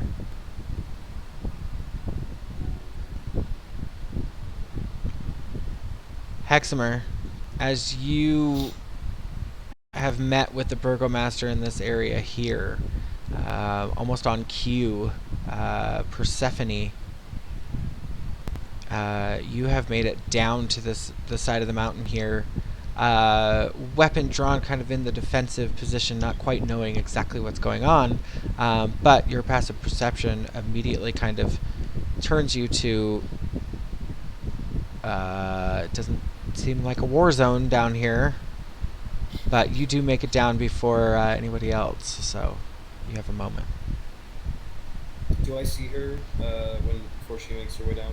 Yeah, you guys are kind of patrolling this front area for the most part. It seems like people have really kind of turned to Heximer as kind of this, like, not necessarily like a leader, but, he's one of the few people around here who knows what the hell's going on. And Zigfrek is quickly kind of making a name for herself as being quite helpful, calming down the other mongrel folk, and every once in a while you kind of just start to realize, like, wow, you have really seen some powerful magic come from her.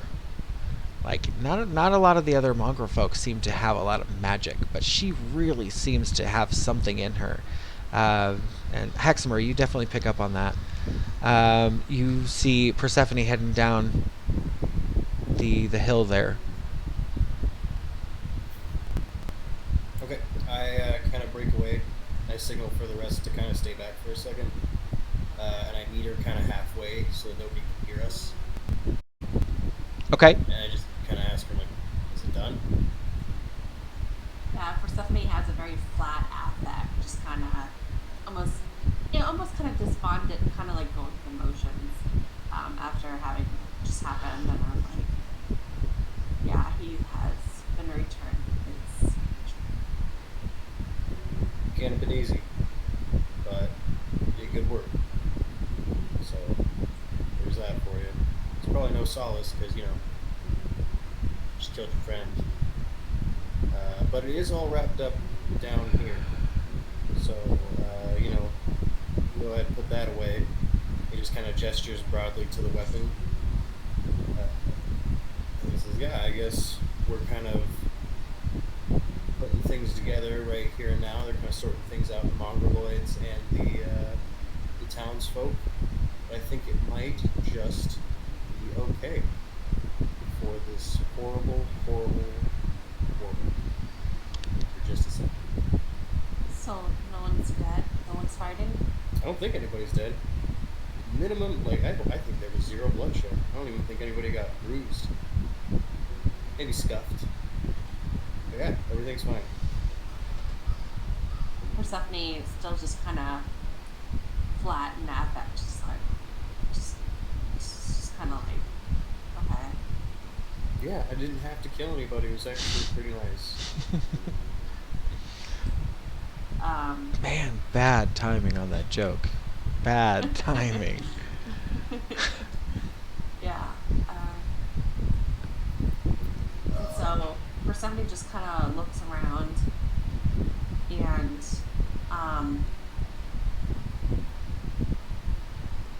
starts walking back up the hill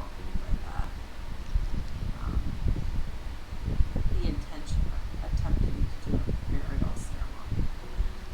Yeah, as you turn around, you hear the click-clack of Irina's horse, and they are coming down the mountain here with Taliesin on horseback. I looked at Irina and Ismark and I'm like, I just asked them, are you escorting Taliesin to his burial? Irina kind of looks at Ismark, and Ismark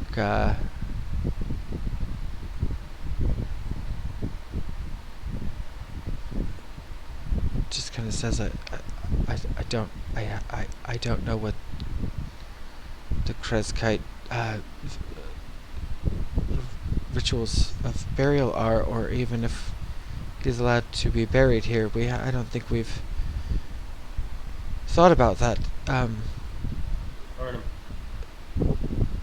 I think we burn him and bring what ashes we can back to the guild hall in Valakai.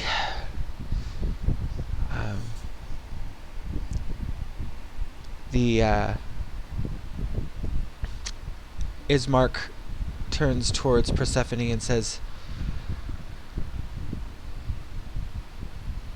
Persephone, me and Irina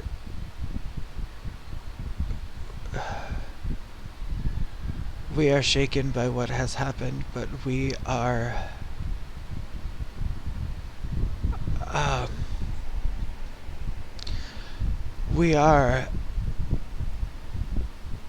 understanding of the darkness that Barovia brings out in others, and I think what has happened is the darkness in both of you got the better of each other, and I understand. I understand why you did what you had to do. On the same coin that I understand he did what he had to do, and Irina steps forward and says, what he's trying to say is we're not taking either of your side.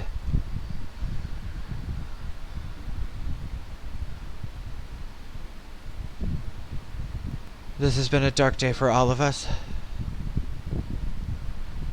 but I still appreciate you. And you can't forget all the good that you've done up to now. The Burgomaster, you kind of just happened to see him down just down the way there, just kind of looking towards you, and you see him step forward and tap his wife on the shoulder, and they look up and they see them standing there. Ismark and Irina say, "All right, Heximer, it seems that everything's quiet down. What's happened? Are we safe to come down here?" Yep, everything's fine. The mongoloids are quieted. They're gonna assist the townspeople. Townspeople are gonna help put the Abbey back together, which is nice. So this might be a little shelter against the wild. Okay. Alright, guys. As you approach this area here, we're going to get rid of the double Irina and Ismark. Zigfrek is here along with the Burgomaster and such. The Burgomaster says, "Is there any business left in Kresk for any of you?" I don't think I had business in Kresk to begin with. No, we've received and finished what's necessary. Irina steps forward and she says, "The whole reason we came here was for me. I believe, had I never known that I was Tatiana, I don't know that any of us would have taken this as seriously. We know the power of Strahd can even corrupt the Celestials themselves." Irina looks around and she says, "A friend of ours that we traveled with," she looks around and Yoogan is not there. She says, "He once went off on us and said that every place we go to, we just leave it worse behind us." And she looks around and she sees the mongrel folk standing among the people of Kresk. And the Baroness, almost completely ignoring everything else going on around her, as she cuddles up to these little spider-faced children. And the Burgomaster says, "I agree.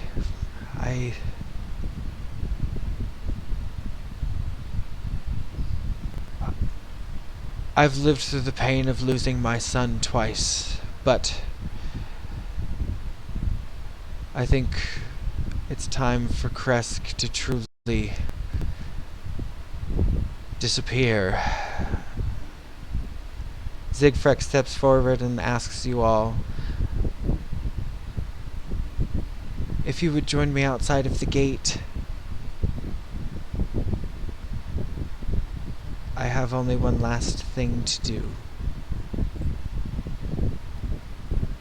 Stephanie just nods and makes a this way kind of motion.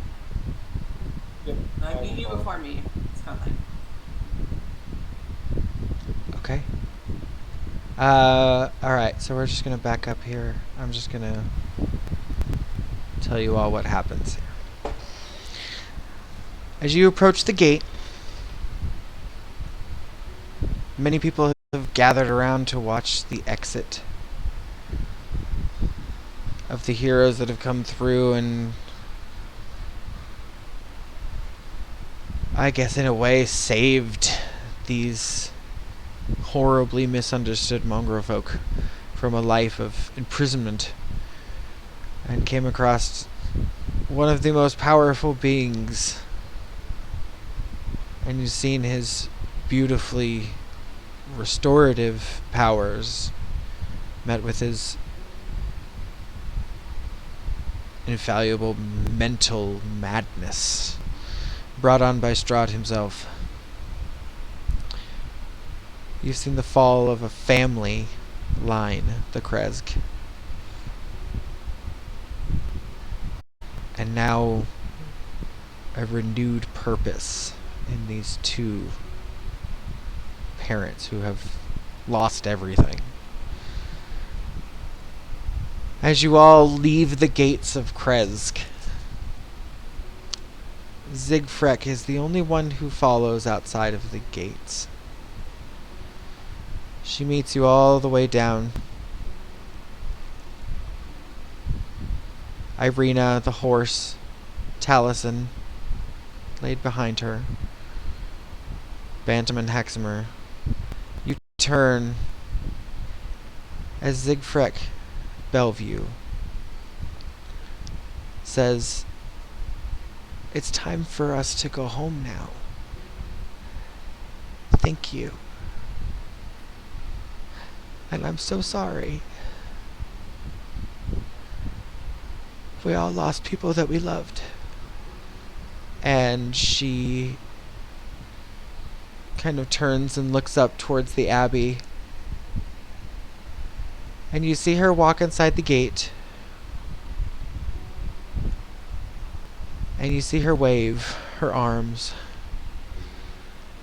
And in almost a motion as if she was dancing for the first time, you see her cowl fall to the sides and her arms draped, or robe falling from her arms as she seemingly casts this large, beautiful spell. And up on the top of the mountain, you hear the bell of the Abbey chime. And you hear Otto howl out into the air, and the other mongrel folk howling out. And you hear the Kreskites howling along with them as the walls and trees and buildings and the very Abbey itself disappears behind nothing. The town disappears behind a protective barrier of some sort, where the people of Kresk will live unbothered for many years to come.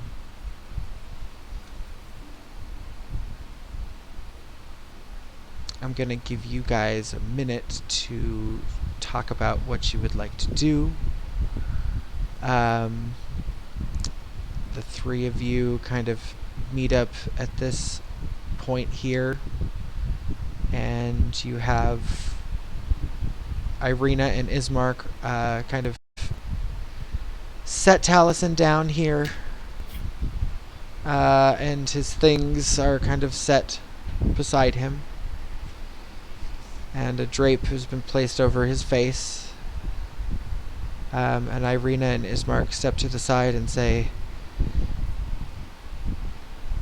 "It's all just a bit much for me right now." You see Ismark say, "I'm going to leave this up to you, and we'll gather again in the morning." So I'm going to give you guys as much time as you guys want to decide what you're going to do. I want to just check to see if I own a shovel that I would just carry, I guess, on me. I'm sure someone has a shovel. I have a shovel. Okay.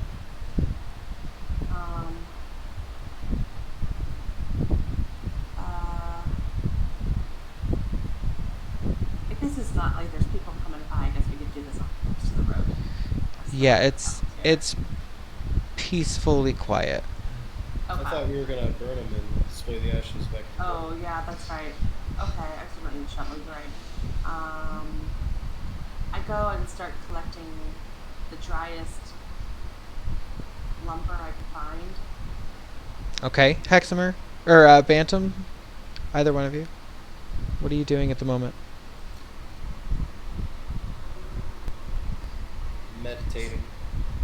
I don't know. I'm not doing much. I'm just kind of kicking a rock, waiting for one of them to say something. I mean, it's more impacted by them. Mhm. Their buddy just got wasted, Yeah. and their club is named after their buddy's evil god. I look. Good point. I look on Talison's body to see if I can find his raven jewelry. Oh shit, are we already looting his body? No, like we gotta take the stuff off. Talison's ear jewelry has been replaced by a very gnarly tear in the side of his face and ear, and you notice that the earring that he normally wears is missing. One of my characters should know that. I turn to Bantam before I start walking off into the woods, and I'm like, I just tell him, it's up to you, but maybe you want to keep something from Taliesin. Just look him over, I guess. And I walk off. Take what you need, because I'm taking anything that's not nailed down. I'm gonna draw the sheet back, and just look them over one more time, in a respectful way, and see if there is anything that's not like a personal belonging on him, like just like any stray items that are like not part of his like own like class, or like not his weapon or something. So something that you could take and use, preferably. Or not necessarily like a personal effect or an item. I don't know. Okay. Yeah, you definitely notice that the earring is gone. Because you all still have one. Of some sort. On Talison's person, you notice that his hand, where the frostbite was, the hand is almost frail, like an old person's hand, and the arm is almost quite scarred where this frostbite used to be. His spear is noticeably gone, and I'm trying to Taliesin, I don't know what you all have on your person. A lot. Something something that you think Bantam would take as a token?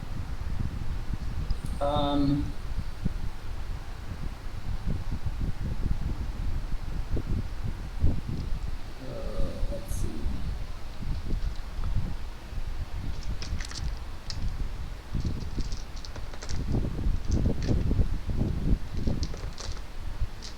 So, Bantam, you look around my body, and there was this little sack that was set next to me.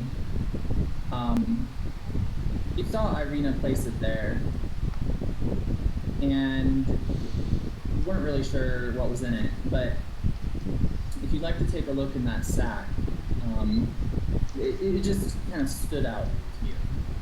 It's something that was a little different, because everything else was just kind of what was in the pockets and what was in the bags, but this one was separate. Yeah. Okay. Y'all, I'll, I guess, take a look inside the sack. Okay. You find this bluish, purplish like diamond-shaped gemstone, and you recognize it as a gem that was on the spear that I used. You recall that this was in the pommel of the spear, but now that the spear has disappeared, it's all that remains. And as a wizard, as a fellow spellcaster, you immediately recognize that this was my arcane focus. Ah, Yeah. great. That sounds perfect. Okay. I'm gonna hold it in my hand and like look at it and like squeeze it a couple of times and turn it over. And without looking up from my hand, I'm gonna take the other hand and I'm gonna cast Firebolt.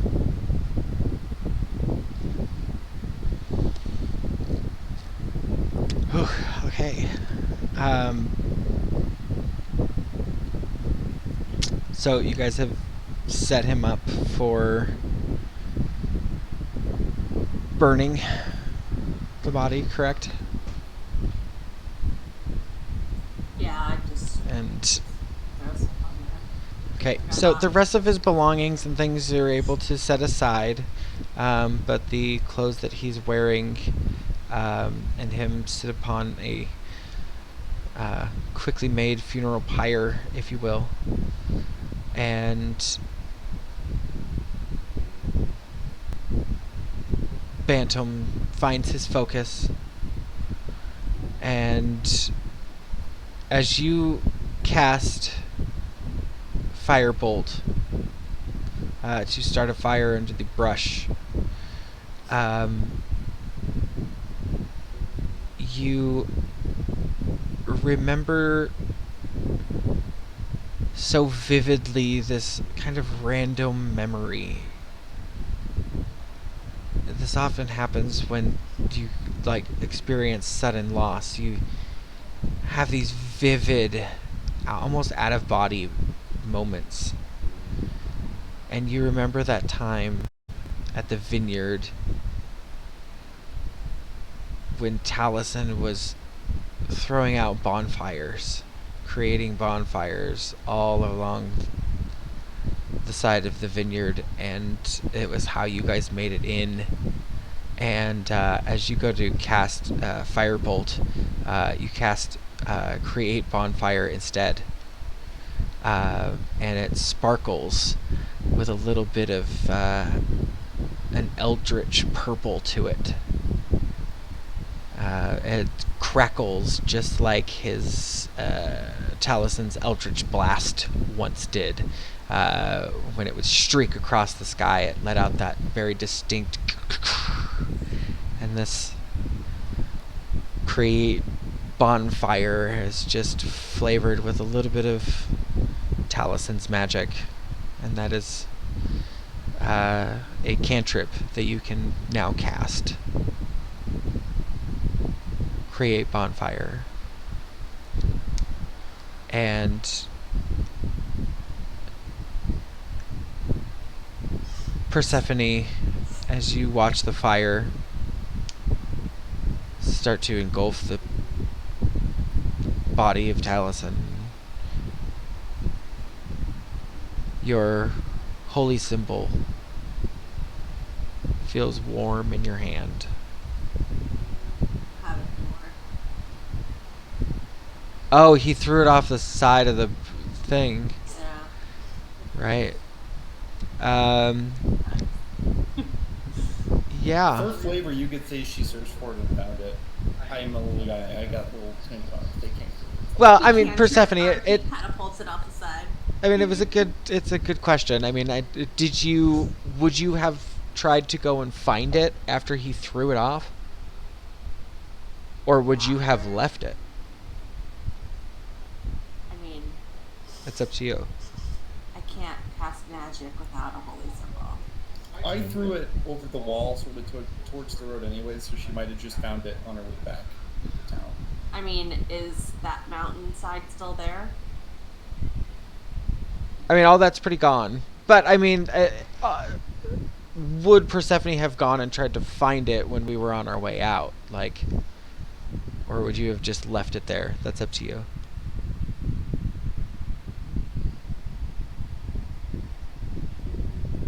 Because you could just be without a focus at the moment.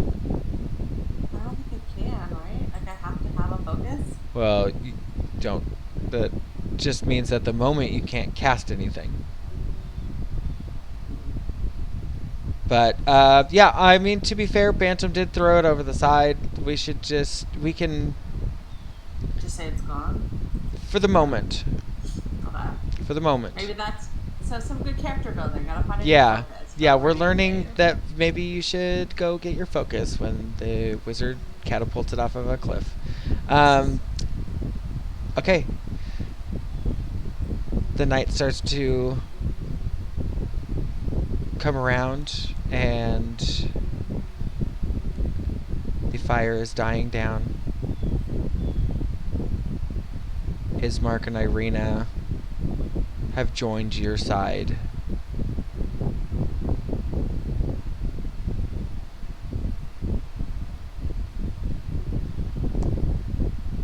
The fire goes out.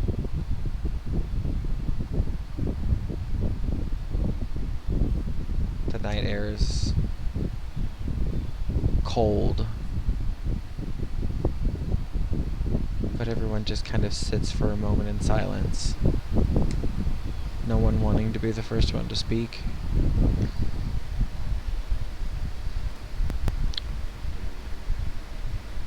Persephone, Bantam, and Heximer, you guys are able to, it's getting pretty late. The next step is, what would you guys like to do? Would you like to hunker down for a camp, nice long rest? Would you guys like to start heading towards somewhere? I think we should take it slow a little bit and do a long rest, personally. Okay. Alright. As you guys are setting up camp,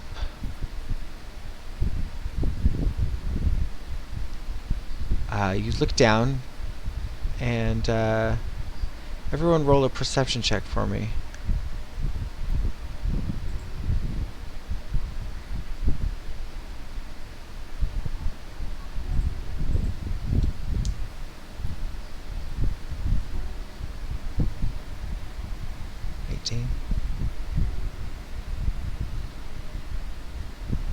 Dirty 20. I've actually had some really good rolls tonight. And some really bad ones, but... And Bantam found Really snow. bad ones. Bantam found snow. We all got a 1 at least at some point. I don't think Taliesin did, but he's dead, so. Who's the real winner? Am I right, guys? I think I only rolled dice like twice tonight. Yeah. Fabulous. Okay, Persephone. You bend down, Heximer. You bend down and find at your feet what looks to be a small orange stub with black pressed on lettering. Persephone, you find this. It seems to be some small ticket of some sort. Heximer, you bend down and find a piece of paper kind of blissfully flying in the wind. The embers underneath Taliesin's pyre have grown almost out. They burn just with a faint, almost lavender color as they're ready to go. But you're able to read the flyer that you've just picked up off the ground.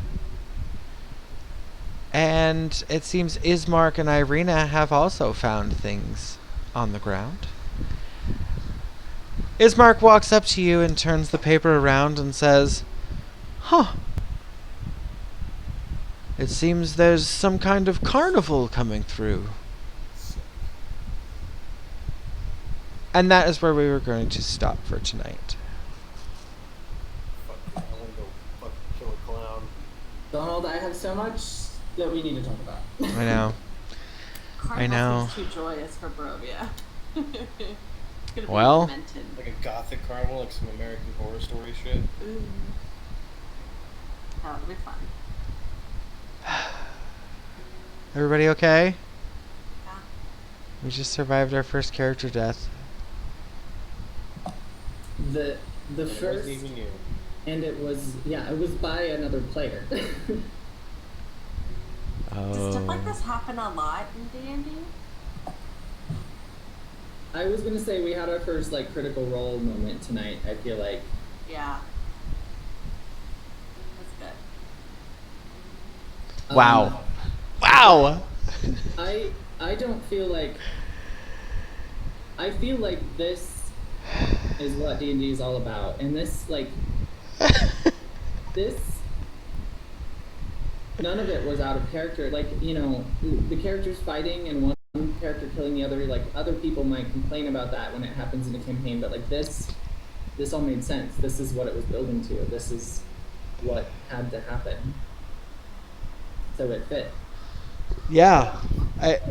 That's been the best part about it, is it's just been truly like a cinematic experience going through. Bantam, oh my god, you made me cry. Yeah, that goodbye message.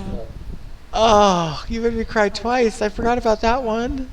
I made me cry. Oh my god. Heximer's like, I'm gonna go play Mass Effect. This, was a super strong night. Like, Ooh. I'm not fully convinced that Chris and Donald didn't set this up so Chris could roll out his new character sheet for this. No, oh, I can't even tell you. There were things I was thinking of. Oh yeah, I know. There were things that I was like considering as we were going through, and I mean, this has kind of just been this whole ever since Valakai, like everything you guys have done has been so like meticulously to the point as to what I was like not anticipating, but like I had like certain points I wanted to hit. I don't know I don't know how to put it. Like there were just things I hope you guys did. And I'm pretty sure that this whole time you guys have done a little bit of everything that I was hoping you guys were going to do. And this whole Kresk storyline, I mean, when I show you guys what the book gives me, is like you guys have weaved a very, very intricate, interesting story out of this area. Like truly, this area is like 4 pages of text. And you guys have created this incredibly massive story. And I'm so happy. I hope you guys are having as much fun as I am, because I'm like literally geeking out.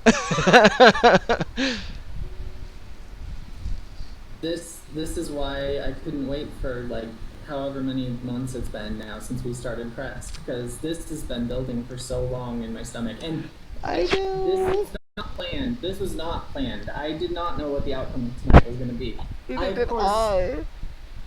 of course had the inkling that this might happen, but anybody who was paying attention had that inkling. yeah. But like this is why my stomach has been upset for like the last 3 months. Yeah. Everybody need to go get their ulcers checked out. Right.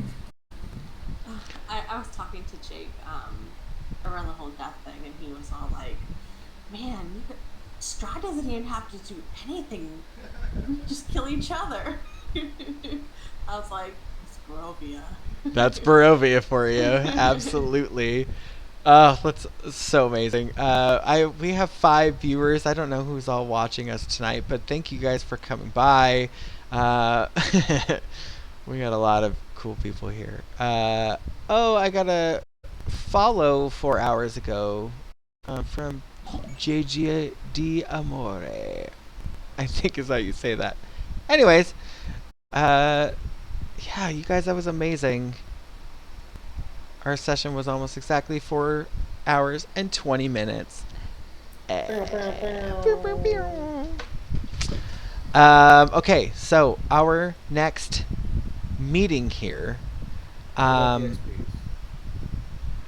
So you guys are Bonus for killing someone? No, I'm just kidding. Persephone, Bantam, Yeah, and you Heximer, what level are you guys right now? I'm 6. We're level 6. 6? Okay, this is perfect timing for all of us to go up to level 7. Yes. For this next part, we will be required for you guys to be about level 7. Hallelujah. Perfect timing. I know, you guys basically turned level 6, went to Kresk, turned level 7. That's kind of how I like to keep it. Cool. So think about the next session. I'm going to do something a little more fun. I'm fixing to possibly do it in person. Just for this next one, because I kind of want to set up a whole thing for you guys. A moment of brevity, if you will. It just depends on when we want to get together next. I'm looking at July 30th is 2 Fridays from now, so it's not next Friday, it's the Friday after that. Is anybody willing? What is it? July 30th? It's a Friday? Yeah, it's fine. You want to go with that? Okay, party. And also, I want you guys to start thinking about how this will affect you going forward. I mean, your guild, are you going to keep your guild name? That's a very good thing. I didn't even think about that. Right? You know. I was thinking about that when she killed him. Like, oh, this is gonna complicate some shit. Also, you know what else made me cry? The first thing that made me cry? Looking down and seeing that Chris changed his name to Chris on Roll20. It doesn't even say Taliesin Mystralath anymore. I was like, oh my god! Yeah. So- I did that when I noticed. I was like, Allison is no more. So Yeah. Question. We're way after the fact now, but should there not have been like death saving throws and all that fun stuff? She executed him. Yeah, so that's kind of the way that goes. So, for example, if you fall unconscious and you're the only one to the BBEG or whatever, you know, the big bad end game boss, if you're downed in front of him and he, you know, makes a successful attack with his giant axe on your unconscious dying body, you're probably dead. also, Cole, when I was hit with the Hellish Rebuke, I had 8 hit points. It dealt like 28, so it was massive damage, I think, as well. So Okay. Yeah. I wasn't sure about the rules on it. I have this little mini here.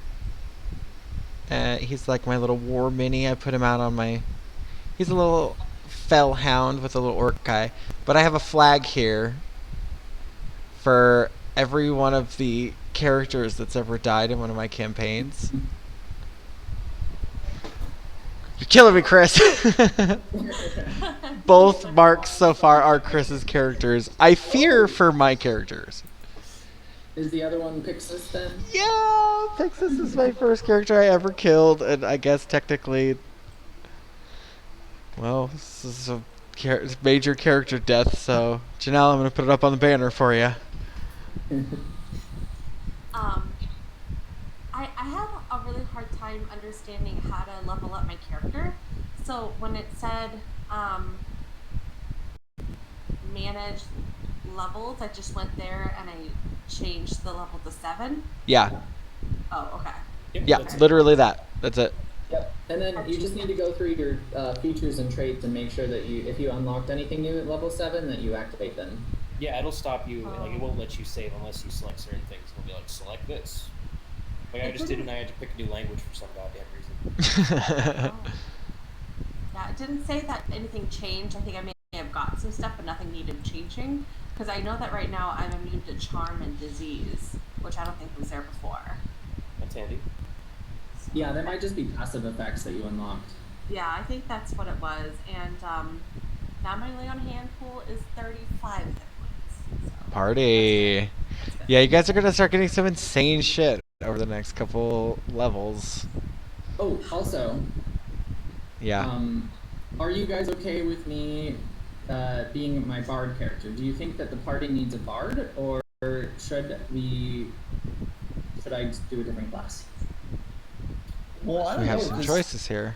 we have 2 fighting spellcasters, and more healing could definitely help. And also, no one in the party is good at talking. I think, like, if you're rolling. Heximer is very charismatic. Oh, like character-wise or Both. person-wise? Like, literally, my sorcerer is built off charisma. Yeah, sorcerers go off charisma because they have innate spell casting. So do paladins, I guess. Yep. Okay. But that's still good. That's still good. And I think that I don't know what kind of bard you're gonna be, but I remember Whisper, that cat Whisper. And you're playing that one. Oh, yeah. I mean, I didn't like him, but he was really good. He was a good fighter. What did you say? You cut out when you said that. I don't think she said anything. Oh, okay. Shh. No, I didn't really say anything, to be honest. Like, it didn't mean much. But, no, I was just saying, like, would it be more of like a utility person or more of an attack person? Like, So I've already built him out. He is more utility. He does, of course, have attacks. He wields scimitars. But like he does have healing word. He has command. So he does have a lot of social skills, which I don't think we have. So like command, charm person, identify, hold person, invisibility, locate objects, suggestion, kind of things like that. okay. I mean, we definitely don't have much of that, I don't think. Yeah, the only Sure. thing that I have is suggestion. Okay. So then I'll play him then. So. Oh, I just got 4th level spells. I know I got another spell slot. I'm excited. I can summon a thing. I can summon an aberration. Ooh. I'm gonna call the tentacle being into existence. You're gonna see it. Ooh. Oh, also, counterspell on my bard. Ooh, nice. I don't know how it works, but I'd be really good against one of those fireballs. Oh yeah, when Does Strahd it just, because like, it kicks bounce your it ass. back right at Strahd? And like he's It depends on what level he casts it at, but yeah. cool. Well, he cast level 9, so I'm assuming level 9 or higher next time. Yeah, it would, there's a chance that I would be able to dispel it, or counterspell it, but it gets lower than the higher spell level it was, so. Yeah. So yeah, this next meeting. Now remember, on this Friday, that we're meeting on the 30th. I think I want to try to meet in person. That's the vague idea right now, depending on if I can get my house back together or not. Yeah, so it'll be fun. Either way, I'll have something prepared, if anything, on Roll20. But yeah. Taliesin Mystralath is dead. Shit.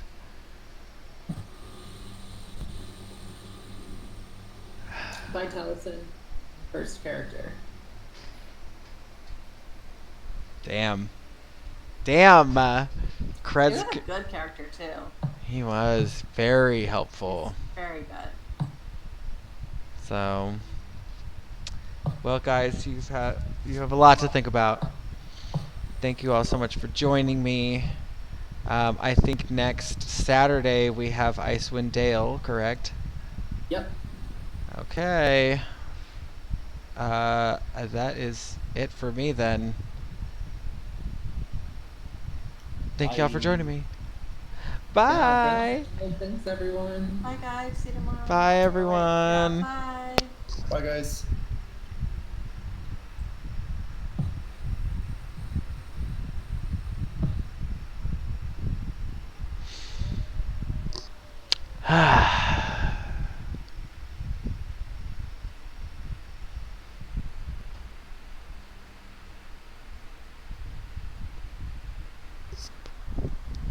Whew. All right.